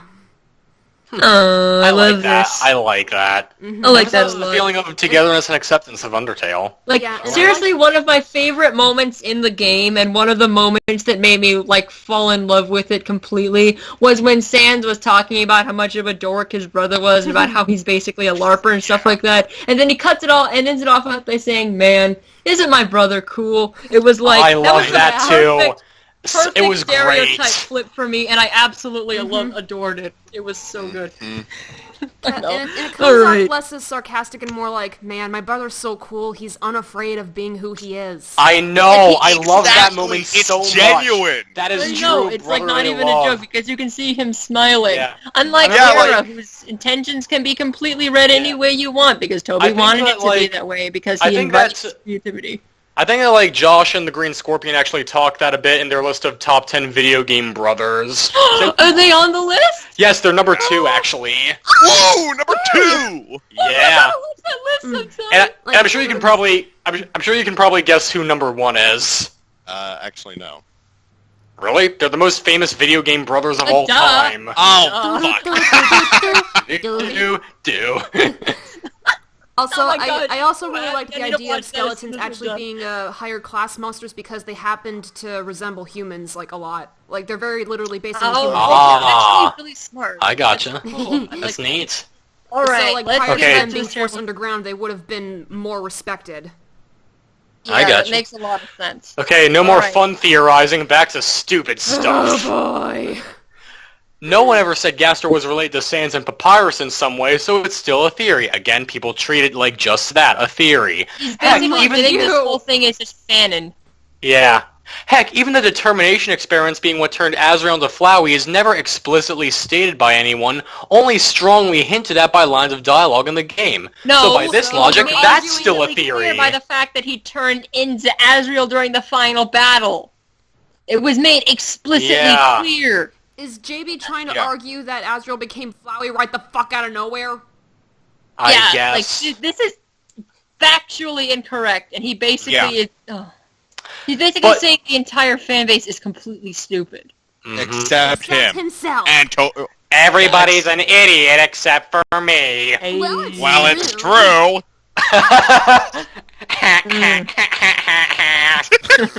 Not the same. Okay, okay, let's keep going. Oh boy. But narrator Kara has far more evidence than just hints of dialogue. It's literally to the just point where dialogue. the narrator even says, "It's me, Kara." Explicit confirmation. Dude, we're not saying Kara's never the narrator. Some people are just doubtful that they'll always the narrator. That's Yeah. it. You have a very low opinion of everyone except yourself, don't you? Pretty much. Calling it a theory with all of this in mind is just inaccurate, and the same goes for passive Kara in general. Yes, it may be just a theory, but it's a theory with a huge amount of evidence all throughout the game that wouldn't exist if it didn't mean anything. Okay, Wow. JB, Using do me it a as favor. every excuse Prove to it. call this gospel and Is it- harass anybody who dare counter-argue with you. Oh, wait till we get to that part, Kate! How many parts are there? Judgment Boy, is it windy on that high horse you've built for yourself? Do you Yeah, need, are you having do you need trouble? help getting food up there? Do you have You- trouble balancing on that massive soapbox of yours? Like, dude. Like, I do agree with the curator theory in general, but I would never treat somebody like this over it. This is just terrible, and also I do not believe that it means that they're a good person or anything else in here. I just think He that just it's utterly interesting. dehumanizes anybody who disagrees Like- with him. Yeah. Okay, here's a good example. The book thief. The narrator for that is the Angel of Death. Oh. Yeah, that's very Yeah, cool. I've Wow, heard about that. I didn't know Very about cool. that. Yeah. So Literally, like the Grim Reaper. yeah. So he's the narrator. He's just watching his family. You're completely But, glitching like, out, dude. We can't That's hear the thing. you. He's You're a neutral lagging, party. Mark, I'm sorry. We can't hear you, Mark. And Maybe type it out. yeah, Type it Yeah, out. maybe type it out. Sorry, dude. I know. It's a little yeah. bit interesting because technically the Grim Reaper and the Angel of Death are often very different entities. Like, for Oh, example, yeah. Azrael, or Osriel, I like to, like, call him... Azrael. To, like, separate him from Azrael. Right. Is, like, the Angel of Death. In fact, like... I was kind of considering for, like, me and Easter's Bendy AU, like, the reason why Azrael tends to have a slightly darker rep and all that is actually because he's the first ascended demon to become an angel. Oh, yeah, I Yeah, remember you that's telling me idea. about Because, that. like, he's often described as having, like, 7 faces and all that, and you'd think he's a powerful archangel and a force of good who wants to help people. Right. So, maybe, like, the mention of 7 faces is in reference to the fact that he was once a demon. Yeah, Yeah, and each that's a good face idea. represents a different deadly sin, right? Yeah, that's a good idea. Cool. I like I really that. like it. I hope I'll draw him. Like, I'm kind Alright, of let's keep stylistically going. basing him off of Voltaire, I gotcha. the singer, not the poet. Oh. Yeah. Yeah, see, that's exactly what Mark's doing a good point here. Yeah. There's never a point in the game that, like, very clearly indicates that Kara has any strong feelings about what's going on, except Nope. in the genocide route. Yeah. Like, it's just a neutral thing that's happening because they can't really do much else. Anyway, your turn, go on. Reb. This is gonna It's your take turn, a Reb. long-ass time to convert into MP4 and then upload. Alright, so what point am I at? Okay, You're at my here. turn? Yeah. Alright. The game is set up for you to think that Kara is bad and cruel and heartless at first. But if they were truly like that, why would they make sweaters and paintings for their family? First of all, Manipulation! didn't make the sweater. Second of all, that was a drawing, not a painting. Why would they give Hitler up liked their own painting. life for the sake... Why would they give up their own life for the sake of because It was part of because their Xanatos plan. Gambit. Yeah. Lots of villains do that. Why would they narrate you and encourage you to not fight during battles? No, they aren't encouraging. They're asking. They're like, it's literally a question. Can you show mercy without fighting or running away? It's literally a question. It's It's Yeah. like they're question. pondering to themselves, I wonder if Frisk can do this, and they're just sitting back and listening. No, they never at any point are encouraging you to do that. Yeah. I ask you to wonder if look they it can up for do me. Stuff. Yeah. Why would they help you save Azrael? Because they don't They didn't. bring all monsters. No one is saying Kara is perfect or blameless. They did bad things, and I'm not here to deny that. Except for Really? you. Who are you trying to convince, JB? Us or yourself? I'm just here to say that Kara isn't a bad person. Everyone has the ability to be good, and sometimes they just need a little nudge in the right direction. Yeah, you can't really give them a nudge in the right direction, dude. They're dead. They're completely dead. Can't do nothing about it. Nope. Not everything in the game has to be explicitly stated for it to be canon, and that's part of the fun. Finding all the little secrets and hidden information. Yes, Part it's of the very fun is to telling people not to disagree with me, apparently. Apparently. I hate this because I agree with it, but at the same time he's using it for the worst reasons. Also, it just made my feet look like Shrek ears. Oh my gosh, somebody once told me.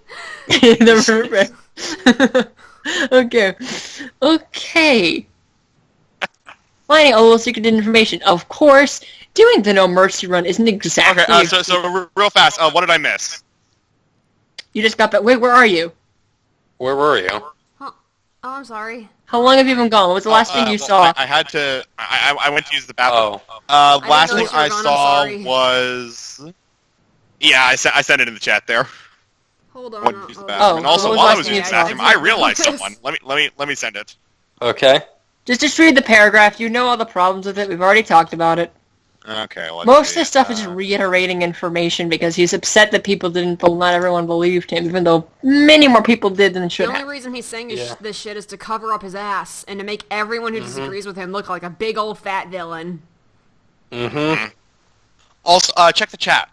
No Is one what I tell realized in the JB bathroom. about Azrael's anagram. I think he already knows that. Also, I- Mark, you didn't see. I was able to turn my feet into Shrek ears. No, I saw. Okay, so you saw that. Okay. Yep. Let's get back to this garbage. Okay, it's, of course, doing the No Mercy run isn't exactly a good choice, but it does lead into so much more background information about all the characters, and shows a different side to them all. Weren't you just using it as an excuse to blame the player for literally everything wrong with the world? Yeah, dude, you're right. So now you're admitting that it's just a video game, and at the end of the day, people should be allowed to do with it as they please because it's not actually hurting anybody. Oh, just you wait. Quiet! Sorry, Micah. Be Oh, more gosh. quiet now. You might need to type Okay. your responses if we get too loud. Okay, what was he saying? What were you just saying, Alex? I said, oh, just you wait. And we're not even done! Nope. It does lead to so much more background information about all the characters, and shows a different side of all of them. You'll never learn everything about the game on your first run, and to this day, people are still finding new secrets and connections in it. Oh, are they, Ginger Boy?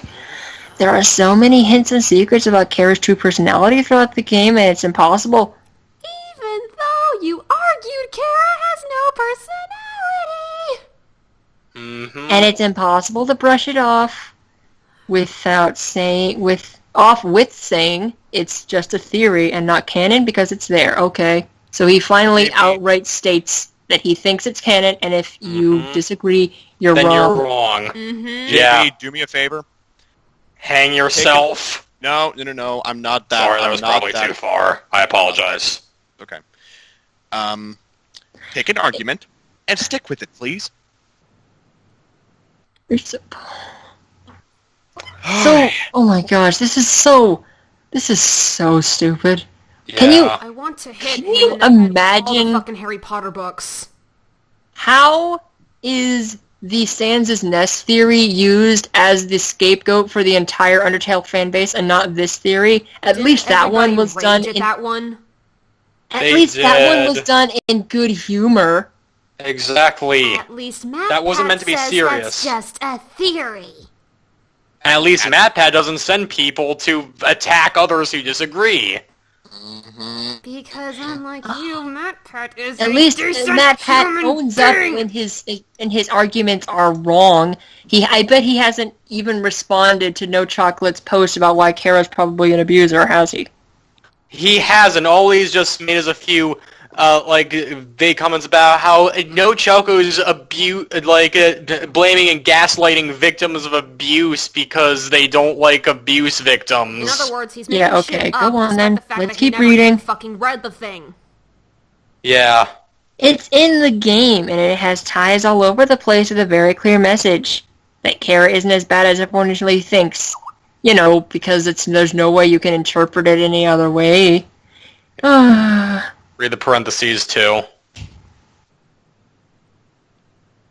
Oh, You're going to Oh. fucking love this, Reb. You know that last Airbender clip you wanted to use? The one of Katara saying, let's give him a not as much of a jerk as you could have been award. At this part of the video shows a cutesy drawing of Kara's face with the ribbon saying, not as big of a jerk as you could have been. I hate all of this so much. Every walking minute of typing this agony. This pain does not end. It will last with me forever. Wait, Lulu, how did you get in here?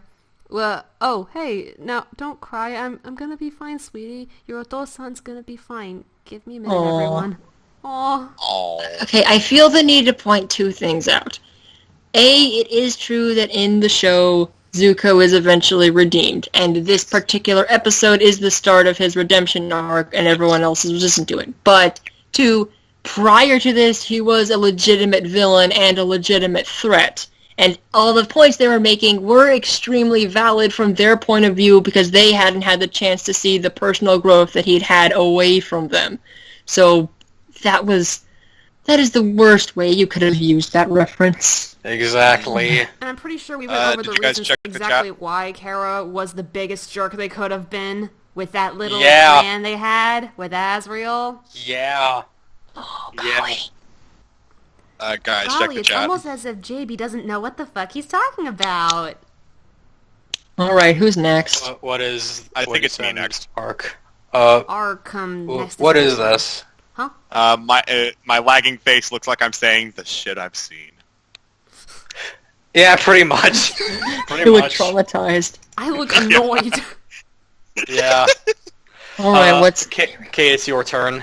No, it's my turn. Oh wait. no, No, it is Kate's turn. It's Carson. Yeah, It is. Sure. I don't know what I was gonna say. Sure. It makes you think that they're bad at first, but that's just because we only see one side of them. You know, like real-life abusers, they tend to have multiple sides to them.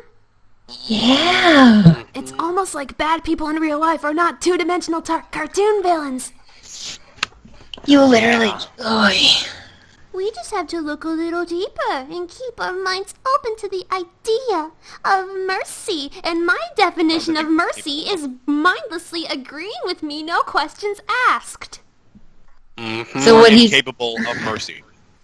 And will What he's basically one of those, you're just too narrow-minded to see the truth, people. Yeah. and Go we'll on. find out so much more about the game and the characters within it through my wonderful Mary Sue version of them. Mm-hmm. As for some other comments on the last video, some asked why Kara destroyed the world. Surely no good person would ever do that. But we, the player, kind of destroyed the world first. Kara says it themselves. We are the ones who drove the world to its extinction and raised everything from existence. When Kara says the world is pointless at the end of the game, This they is mean it's canonically legit- incorrect. They mean it's literally pointless. There are no points left to gain from killing because everything's already dead from us. Not like That is was canonically Kara's initial incorrect. plan at all. That is canonically incorrect. We know that Alfie's, evacuated all the monsters and kept them underground. So when they destroyed the world, they destroyed all the monsters that were left inside, and also all the humans. Does he not remember the humans exist? Oh, but Kate, read on, because JB gets to that. Dead from us. While we might not have killed every single monster personally, there are hints that Flowey could have taken care of the ones in hiding, even though Did she just write off Alfie's? Yeah. And Yeah. as for the humans, we're not even sure if they're considered part of the world. Considering the state that Flowey is in at the... Also, you just killed Flowey. Flowey's dead. There's no way he could kill the rest of the monsters. Yeah. Flowey's dead. Mm-hmm. Especially This since is- Alfie's lives in a lab. She would have kept everything airtight. This is Yeah. canonically incorrect. This is literally incorrect information. Flowey was dead. Yeah. And if it was meant to be before Kara killed Flowey, consider the fact that Alfie's is in a laboratory. Mm-hmm.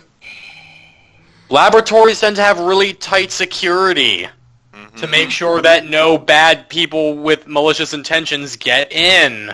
Hell, Keep going. he had to get 4 keys to open a fucking door there. Exactly. To quote Doom Guy, security around there is tighter than a nun's asshole. Oh man, I should have used that analogy when describing the editing of that Smash Brothers video. You mentioning that, Alex. Also, I thought the reminded Doom guy me of didn't you. talk. Thank you. Also, yeah, that's because it wasn't from an actual game. It was from a fan-made video called Inside Doom Guy's Mind. Yeah. I should go look on. up that video. To be a part of the world, since the game only conveys the expanse of the underground. I mean, not like... Is he implying that the entire city of New Home is abandoned besides Asgore? Well, I guess he I just don't does. fucking know. yeah, I guess. And the only thing Also, Kara considering the state Flowey was in at the end of the game, he probably wouldn't have felt like going on a killing spree. He probably would have wanted to reset the world and, Yeah. sales. Just Mm-hmm. go on. And the only thing Kara destroys is the game. An empty black void. And we made it like that. Misha, have you been taking Ren's codeine? What? Oh, That's a Okay, That's a Misha, sweetie, hand it over. Hand it over. blunt, yeah, it not feels so good. Yeah, you know what else feels good? Shooting heroin. That doesn't mean you should do it either. Go sit in timeout. Go sit in timeout. Come on, get. To my phone Come on, and come on, say, sit. John. If it's not drugs, fine. You Also, you chill guys, away, girl. Did you see my message? Let's take a Actually, I look. would be surprised if JB was one of those, I don't know, take your pick. Chemtrails or semtrails? Chemtrails. Chemtrails, 9/11 denier, tap water is a gay bomb, baby, people. Yeah. Yeah. I wouldn't be surprised. Yeah. Your turn, Markamu. Oh boy. It's been ages since any of you have called me Marky Moo. Multiplier. Okay. Merc music. In fact, Mark, you think you could try reading this with your Markiplier impression for the sake of it? That could be cool. Mark, you're lagging. Mark, you lag. You're lagging, man. I don't think I have a Markiplier impression. He lag, he bag. But most importantly, he drag.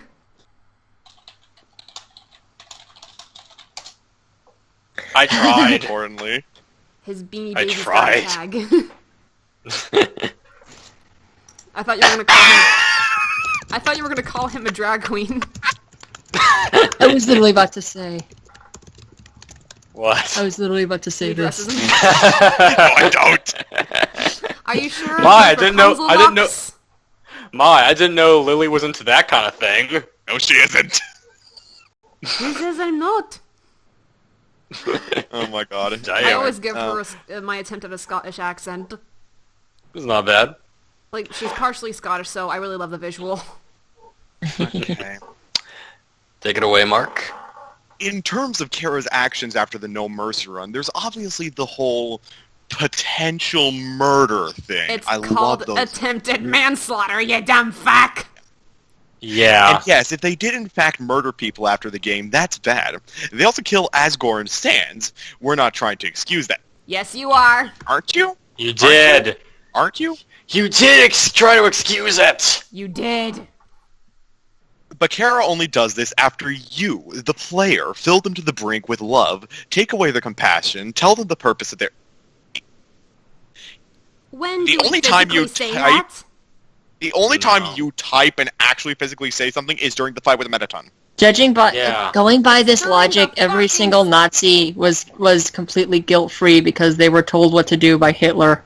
That's actually what some of them tried to use at, like, the trials. Wow. Yeah, this is completely. This is just an airtight argument, everybody. Completely. Okay. And kill 104 innocent monsters, including their loved ones, all on your own. Except there's no evidence of that. He's Because, free. like, yes, you're the one who did it, but it's not like they Also, weren't happy about it. compassion. Yeah. You argued Kara has no real personality. Except for the one you project onto them. Yeah. So if they kill, that is still our fault. Again, No, like, you skipped a line. It was right here. Oh, anything that Kara does here is our responsibility. We are the ones who influence them and teach them what is right Stop and wrong. acting So if like they kill- Kara's our fucking baby and we're the fucking parent. I love that JB said teached. Teached is not a word. Wait, what? Teached. Teached. It's not a word. That is the I grammatical do error words that good. Junie B. Jones made. A literal kindergartner. wow. That probably explains JB then. What? Wow, God. it's been forever since I last referenced Junie B. Jones. That was I love a really those that cool books sounds as a music familiar. grade I schooler. actually remember going to like a play about it. Oh, me too! I thought I was the only one who ever saw a play about Junie B. Jones. Why does That was a Junie good B. Jones series. sounds familiar? It's a kid. Oh, there was a wonderful series of kids. It was a books, adorable Mark. little series of kids books. I like them a lot. Oh. I might know. I have never met anyone else who read the Junie B. Jones books as a kid. Dude, I did. They were really cool. Okay. Wow. An idea for like some levity as we rage here. Teached? Junie B. Jones, is that you? If we Oh my god, the How- acronym fits! wait, so wait, how are we gonna input all this into the video again. Should we like make a second video about it, or should we like put it at the end, or should we put it in throughout the video, or what do you think? I say we worry about that. Name him Junie B. Jackass. I'm cool with that. I say we worry about that after we've finished reading through this. Like, let's focus on getting Okay. this done. All right, Well, let's keep reading then. I recognize the covers, but I don't think I ever read any of the Junie B. Jones books. Oh, you Okay. missed out, man. I was I more didn't read into a lot stuff for like myself, Ricky but I did Ricotta. enjoy the play That's cool. when I was younger. So while Kara does bad things, it is still our it is still our responsibility. You just said that. That doesn't make any sense. We can't force them to take the consequences for our actions. Fair point, but again, you're wording it terribly. Again, just because we're supposed to take responsibility doesn't automatically absolve Kara of every No. single thing they ever Kara's did. a real fucking kid, and we're supposed to assume the position of a fucking parent. Also, he's implying that every single person in history who ever became a bad person can have all the responsibility scrubbed by them by just pointing to their parental figures. Yeah. Like, oh, it's not like, you know, it's not like that guy, raped and murdered a bunch of people because of his own decisions. No, it's because his mom didn't raise him right and didn't hug him enough times. Sure. That's called affluenza. That's called, that's just called shifting the blame. Or No, I think that's it's called. the I think legal so. defense for that is called affluenza. Huh. Didn't know. Shitheads have used that defense. Remember, It's- remember Ethan Couch? No. Okay, this was a 16-year-old kid. He got drunk as fuck, and he got into a truck, slammed in another car, killed like 6 people, critically like killed 6 people, like Maybe type it, you're lying again. all Yeah. down the highway. Right, wrong. I'd recommend typing it. Go on. Oh, Easter also, replied to me showing her the thing about, the dead kid thing. Oh, what'd you say? I'll share. I love that we're still in contact. Reb, care to read Easter? Also the fact that he's alive rather than being a flower using all the 7 human souls change form. I don't understand. Oh, that's, she also mentioned no. So, Mark, can you... Yeah, exactly. Yeah, So pretty much. So yeah, that's what Judge and Boy is basically saying here. People don't have responsibility for their actions. It's their responsibility instead falls on whoever raised them. Yeah. I don't want to project my own feelings onto this, but people who think that way really grind my gears because this lack of personal responsibility thing I feel like is becoming a really prevalent problem in modern society. Here's the thing. Apparently, the judge in the case agreed with him.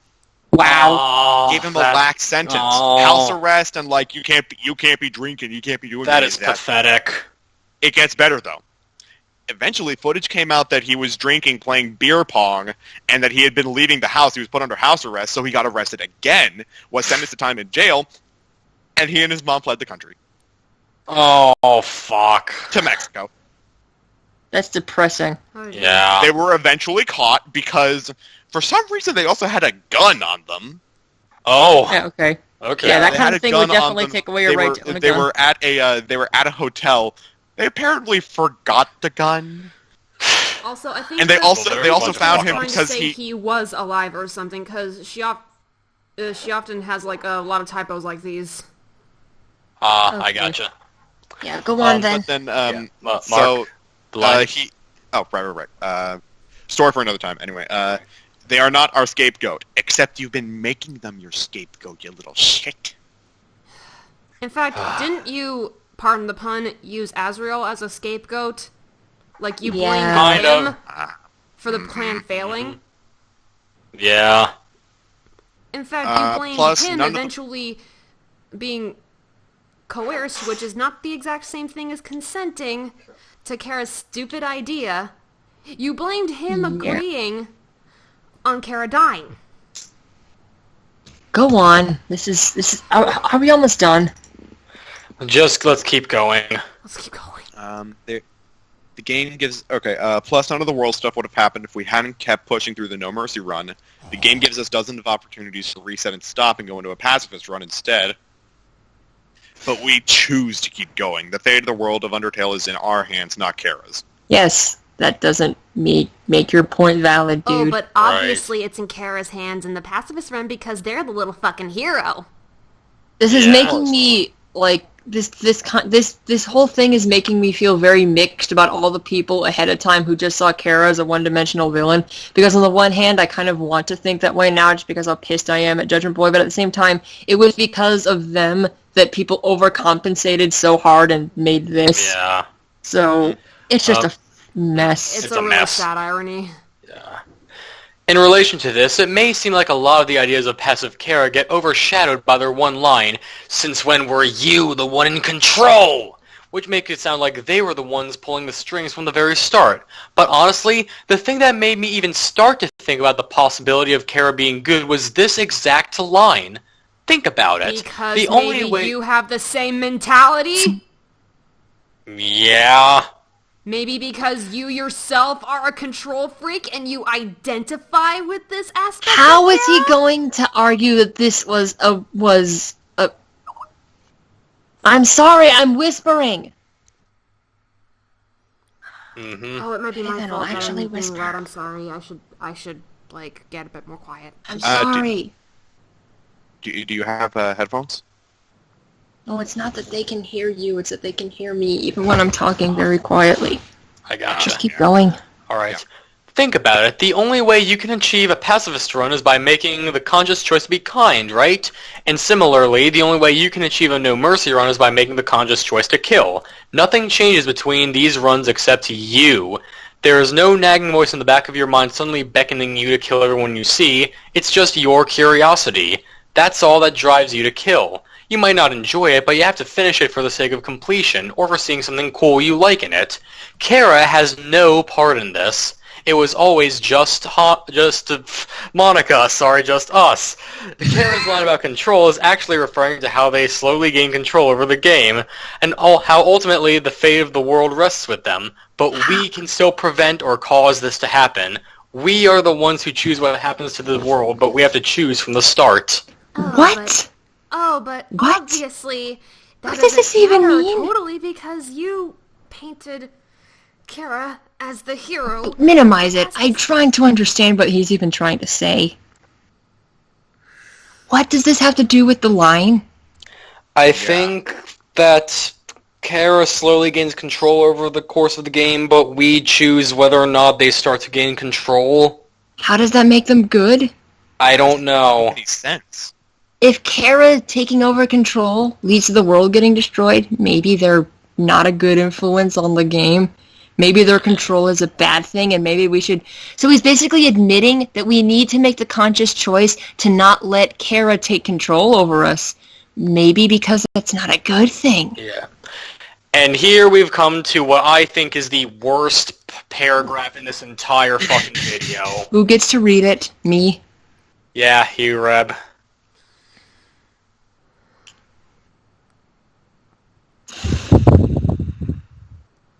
Our overall message for the passive Kara idea isn't that Kara is perfect, blameless, or innocent.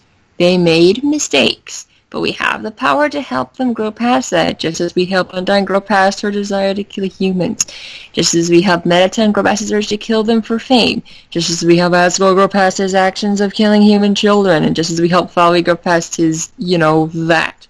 No one in the game is perfect, but all of them can be good if we just help them, even Kara.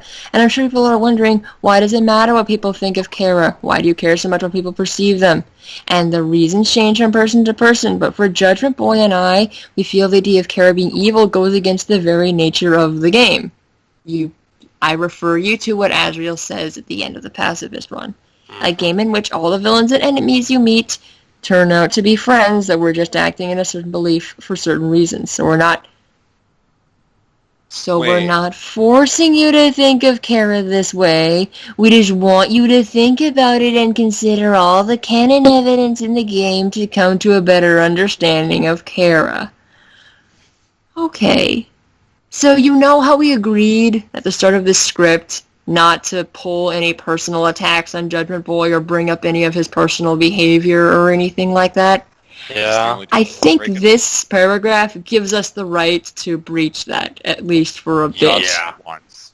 Just once. Mm-hmm. Just One once, shot. we should One say, little poke. just say, just pull up the screen caps and say, well, just let them speak for themselves. Yeah. Yeah. Oh, boy.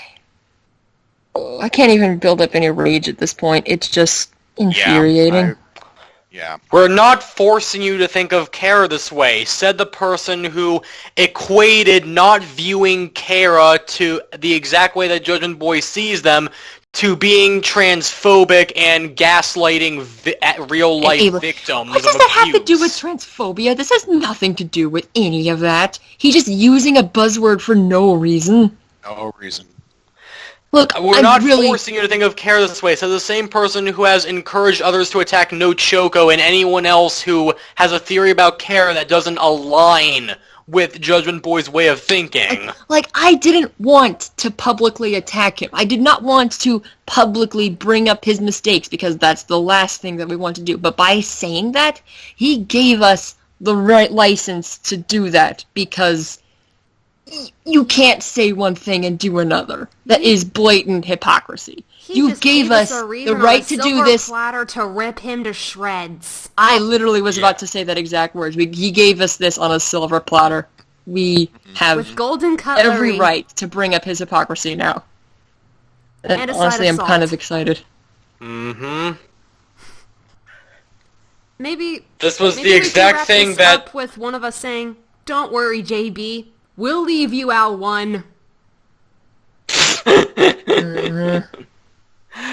God, this is the exact thing that people have genuinely been asking, and JB's excuse was, because fuck you, you're not a real Undertale fan if you think that. You're not a real Undertale fan if you disagree with me. Wait, so people have actually told him, wait, if you think that people aren't being forced to say this, why are you abusing people?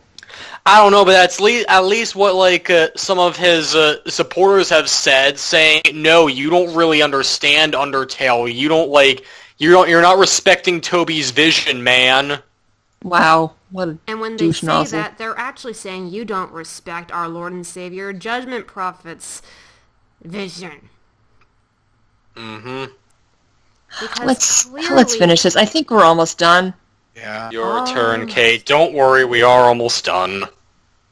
As for some smaller hints, bitches, in moments of the game, I'm sure some are wondering what Kara's melty face and jump scare and their creepy face they do with Azrael and Flowey. simple. Hang on, Shitting what, through did I the miss a eyes. word? That's not a sentence. I'm sure some are wondering what Kara's melty face and jump scare and their creepy face they do with Azrael and Flowey. That's not a sentence. Like I said, I just typed what I heard Judgment Boy's narrator say. That's not a sentence. Yeah. Fragment. Want to hear my totally not headcanon reason? They were shitting through the mouth and eyes. Mom, I'm whispering. I can hear every word you're saying. That is... Oh, crap.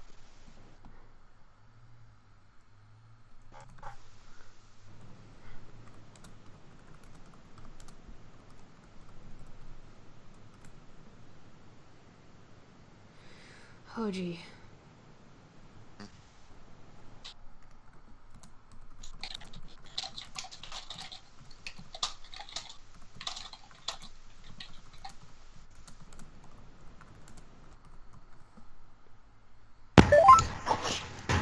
Got it.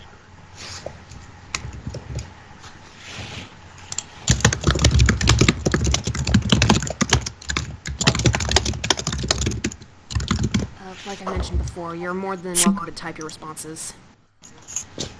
Let me quickly check to see how much more we have. Blah blah blah. Yeah, like we only have about one full page left. Before that, more responses from Easter, if I may. Sure.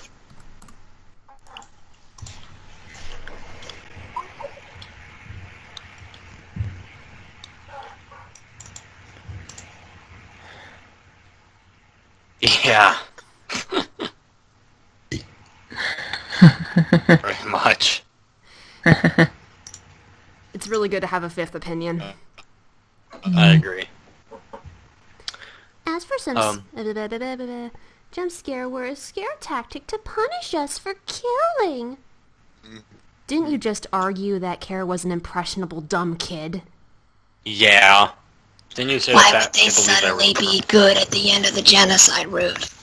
And want to scare you? Because potatoes. Exactly. As discussed more in the previous video, and the creepy face they made with Asriel was because they were a child goofing around to make their brother laugh. Oh, Kara is just a nice person. Kids do weird stuff like attempted manslaughter and stabbing a girl 19 times in the forest. Yeah. It's not that out of the ordinary. Asriel probably found the face creepy because Kara's creepy faces are smiles, and the ones they use to cope with pain. So it may have felt slightly unnatural due to Kara's circumstances and Asriel's lack of knowledge as to what happened to them. The creepy face they made when approaching Flowey. Oh, I think Rebecca's... Let me say something. Alright. Sorry, I'm just doing that for a long time and you didn't see. This is anal cancer in text form. I think that, like... I think that the last paragraph probably broke something inside Kate. Like, this is the most hateful I have ever heard her, like, tone of voice get. So he's implying that Asriel laughs at Kara's coping mechanism. Yeah. Yep. Mm-hmm. I totally don't hate Asriel, guys. I totally don't hold anything against him solely for being a male character. Oh boy. I mean, sure, it's fucking impossible for males to be victims, but I don't hate Asriel for being the reason Kara's dead. Go on. Right now I'm just thinking, in this moment, has Kate given up hope for everything? He more or less confirmed my suspicion. This Go on. isn't funny. And you've got a sick sense of humor, which leads some to believe that Kara enjoyed the idea of killing Flowey. However, since laughter and smiling is used to cope with pain, it's actually the opposite. You know those I don't Nazi buy that. soldiers that gassed all the Jews? They were coping. Kara doesn't Yeah. want to kill their brother, and they are smiling to cope with the pain of being forced to do it, as said This is by bullshit! It is. This is the dumbest rearranging of canon I have ever seen in my entire life.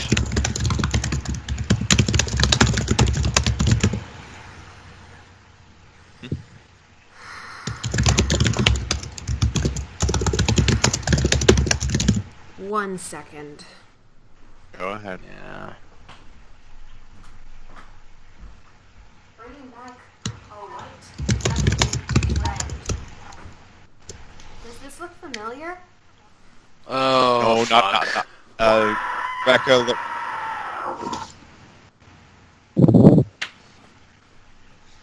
You good? Oh boy.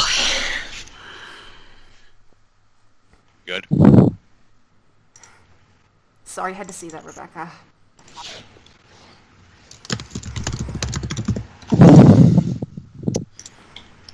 Also, hold on. I need the bathroom again. I've been drinking so much of my water. BRB. Alright.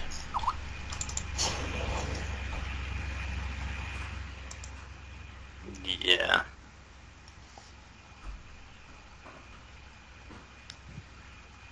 I'm gonna get myself a drink of water, too.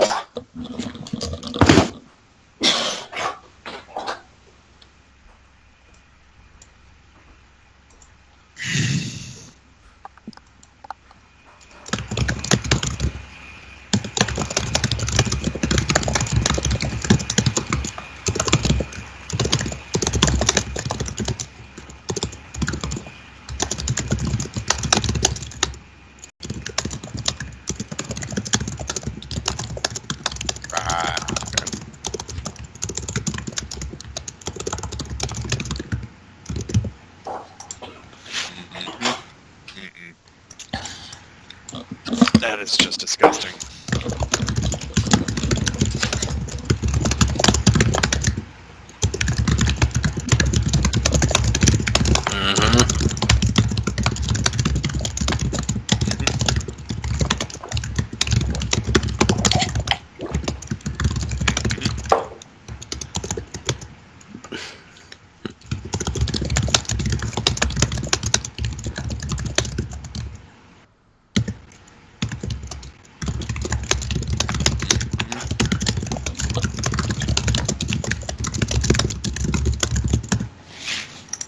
Nope, nothing.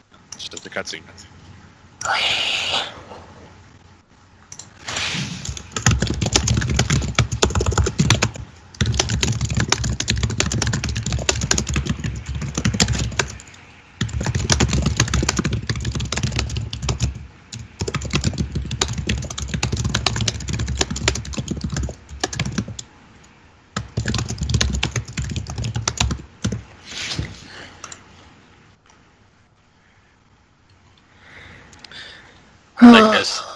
Like I said, even though this video is shorter, it is by far even worse.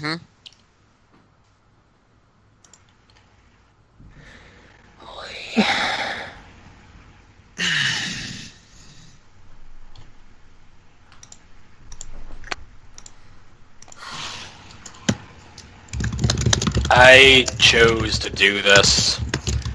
I chose to put myself through horrible mental agony just so I could inflict the same mental agony on the people I cared about. It's only fair. If I could astrally project my body right now and talk to myself, I'd say, "Do you feel like a hero yet, motherfucker?"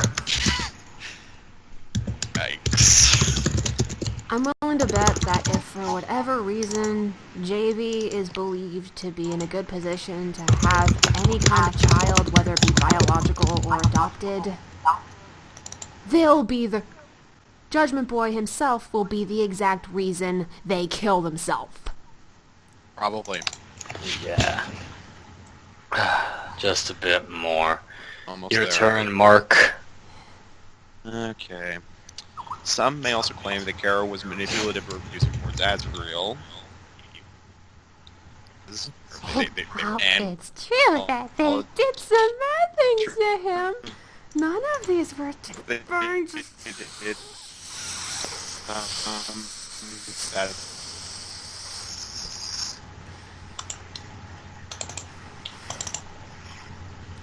It's okay. I'm okay. I'm not. Mark? I'm telling myself I'm okay. Define it. What is your definition of abuse, Judgment Boy? Is your definition of abuse disagreeing with you? I'm starting to suspect that Judgment Boy's view of abuse is the same thing as Family Guy's oversimplified view of abuse as shown in Screams and Silence.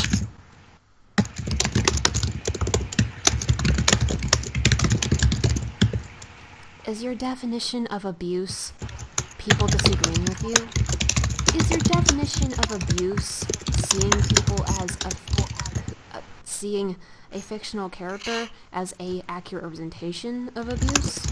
Because they very also happen to have a lust for control, much like you do, and you identify with that trait of Kara? Is that what you define as abuse?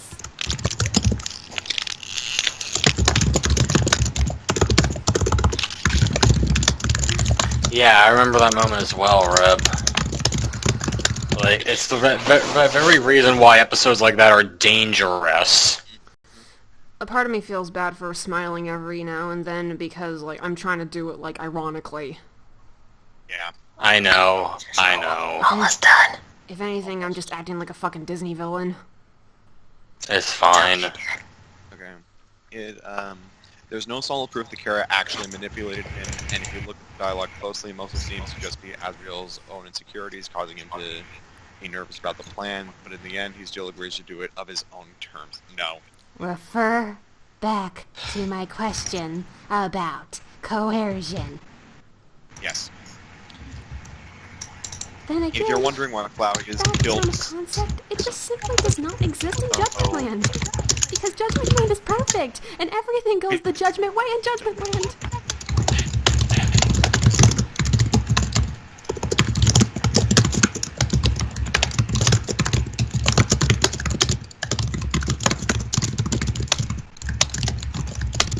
It's because Azrael's really just insecure about whether or not he's really strong enough to do it, and he's insecure about the fact that Kara's better than him, I guess. Is there something about your personal opinion about Azrael you've yet to share with us? Judgment Boy? I highly suspect as well. This paragraph is great for me because, like, especially that whole, like, none of these were defined as abuse. Reading this paragraph is great for me because I'm someone who went through emotional and mental abuse. Yeah. Yeah. Exactly. All of us are, which is why this is so horrible. We have the scars to prove it. This whole paragraph feels like a personal insult.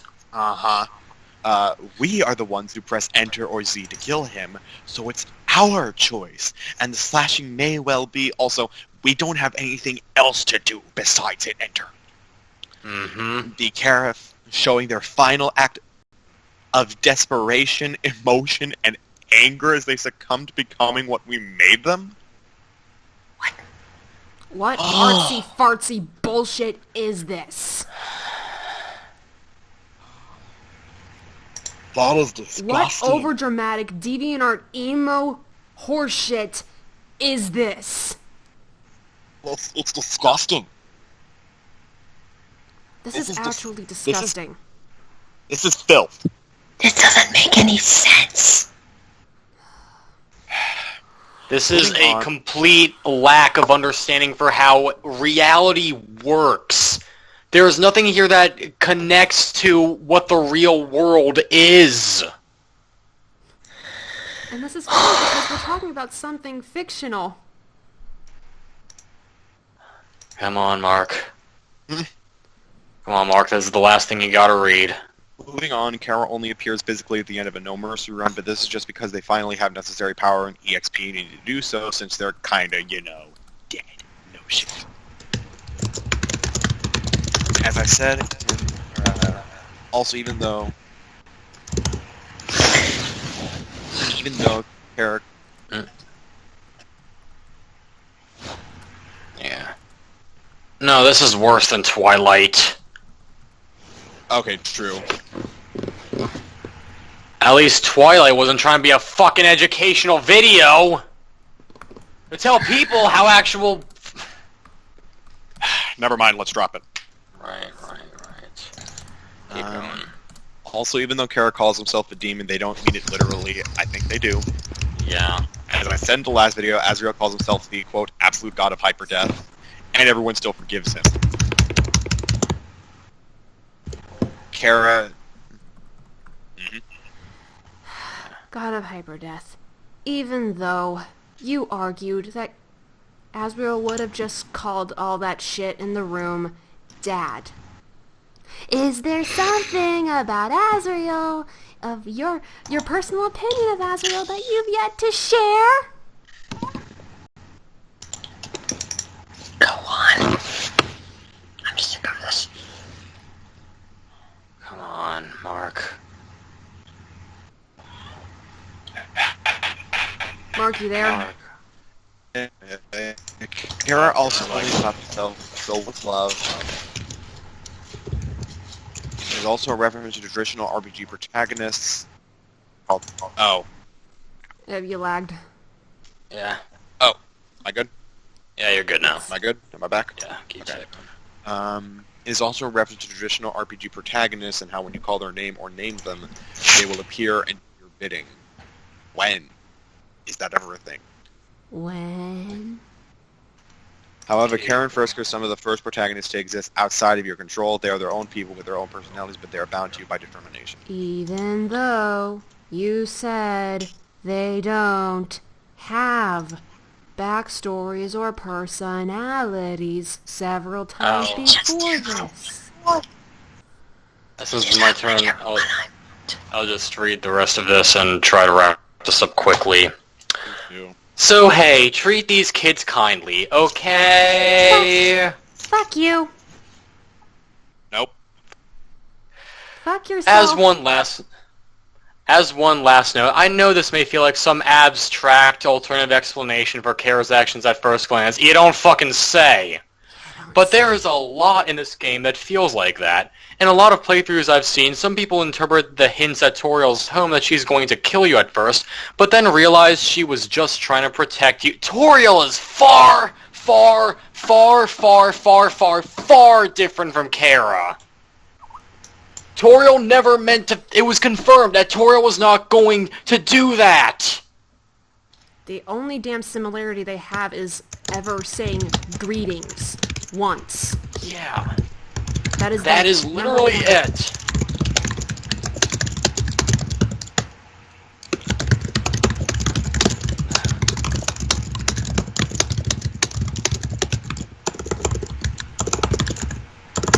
So did Jacksepticeye too.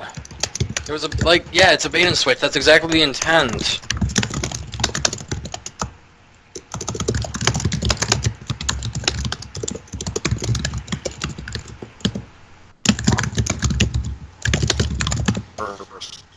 Out like that. Nothing in Undertale is the way it seems on the surface. There is always something more to each place, interaction, and each character.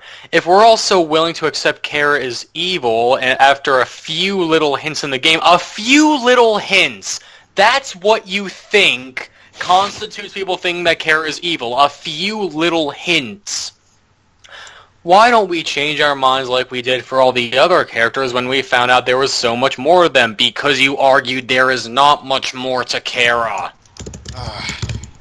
Also, and now... Undertale's about choices, so I choose no. What are you gonna do about it? Bitch like a little baby? And now we get to the final line of the video. The grand exit that Judgment Boy decides to make for his magnum opus, the big finisher. And how does he choose to leave this video? Besides, boring old two-dimensional villain seems a little below Toby's skill set, don't you think? Fuck. Fuck yourself. Up the ass. With every piece of Undertale merch you own. He put that stuff in the game specifically to make them not a two-dimensional villain. Not to make them a one-dimensional Mary Sue hero. And yes, I specifically included that winky face there to show how smugly the JB narrator said it in the actual video. Because the tone was so condescending and patronizing. Because obviously anybody who disagrees with us is a moron.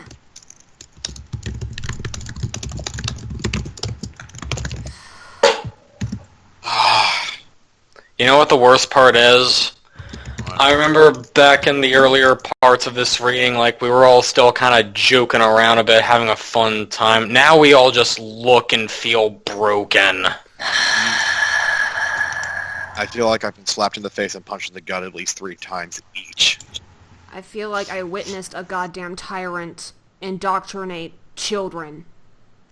Because you have. Because it's basically exactly what's going on. I feel like I just want to go home, forget any of this ever happened, and I don't know. Maybe I'll make it through finals, maybe I won't.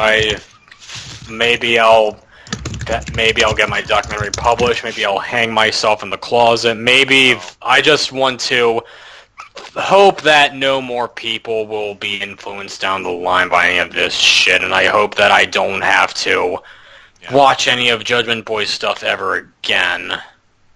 Take as long as a break as you want, man, because honestly, you've more than earned it.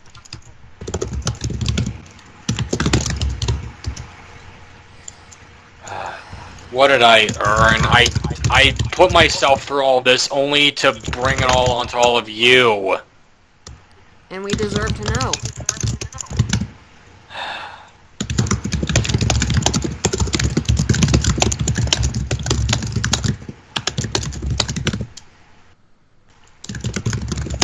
That's a good point.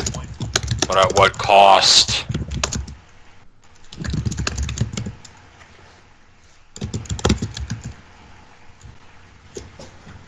He'll lose his shit.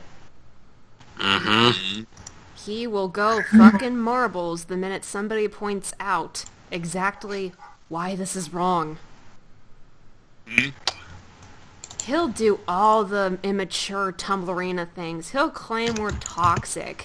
He'll claim we're gaslighting. When really, if anybody is. has any beef to pull with us, it'll be because they never listened. Yeah. Boy. It'll be because of willful ignorance. It'll be all on them. You know, Kate, I'm wondering a bit. Is there any reluctance left as to whether or not you should be in the response video?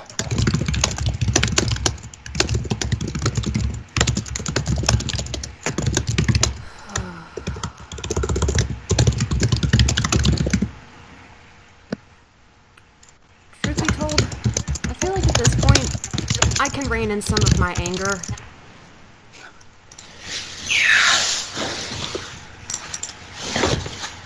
Alright. What did you say? I think, I can rein in some of my anger. I can probably keep as much as my calm professionalism tone as I can. Alright. I mean, obviously, like, a lot of my responses, like, in the initial, like, response that we've been scripting, I plan on either just being professionalism or more casual, like, genuine questioning. Right. Like, as angry as I'll get, I don't want to get screamy shouty. Right. I think this is a good point to leave off. What do you guys think? I've had Probably. plenty of time to scream and shout. Yeah. Just scream and shout and let it all out. Yep. Let's all get to bed, guys. We've got to rest on this. Right. Of course. Hope you sleep well. No, no. Yeah. Better get a good night's sleep. It's all good. You need rest. Yeah. We're not. Don't worry about it. It's fine. Not We- at all, we not don't- at all. It's just me being drained from all the bullshit we just chugged through. Yeah, we're drained. That's it. Like, Yeah. it's more exhaustion. It's not because of any disappointment. I'm sorry. Yeah, we need to sleep. Right. Tomorrow's a good day for us Me, all, I'll yeah? try and be focusing on, like, something, like, while, like, I'm still doing my homework for things. Like, it's not late at night over here for me.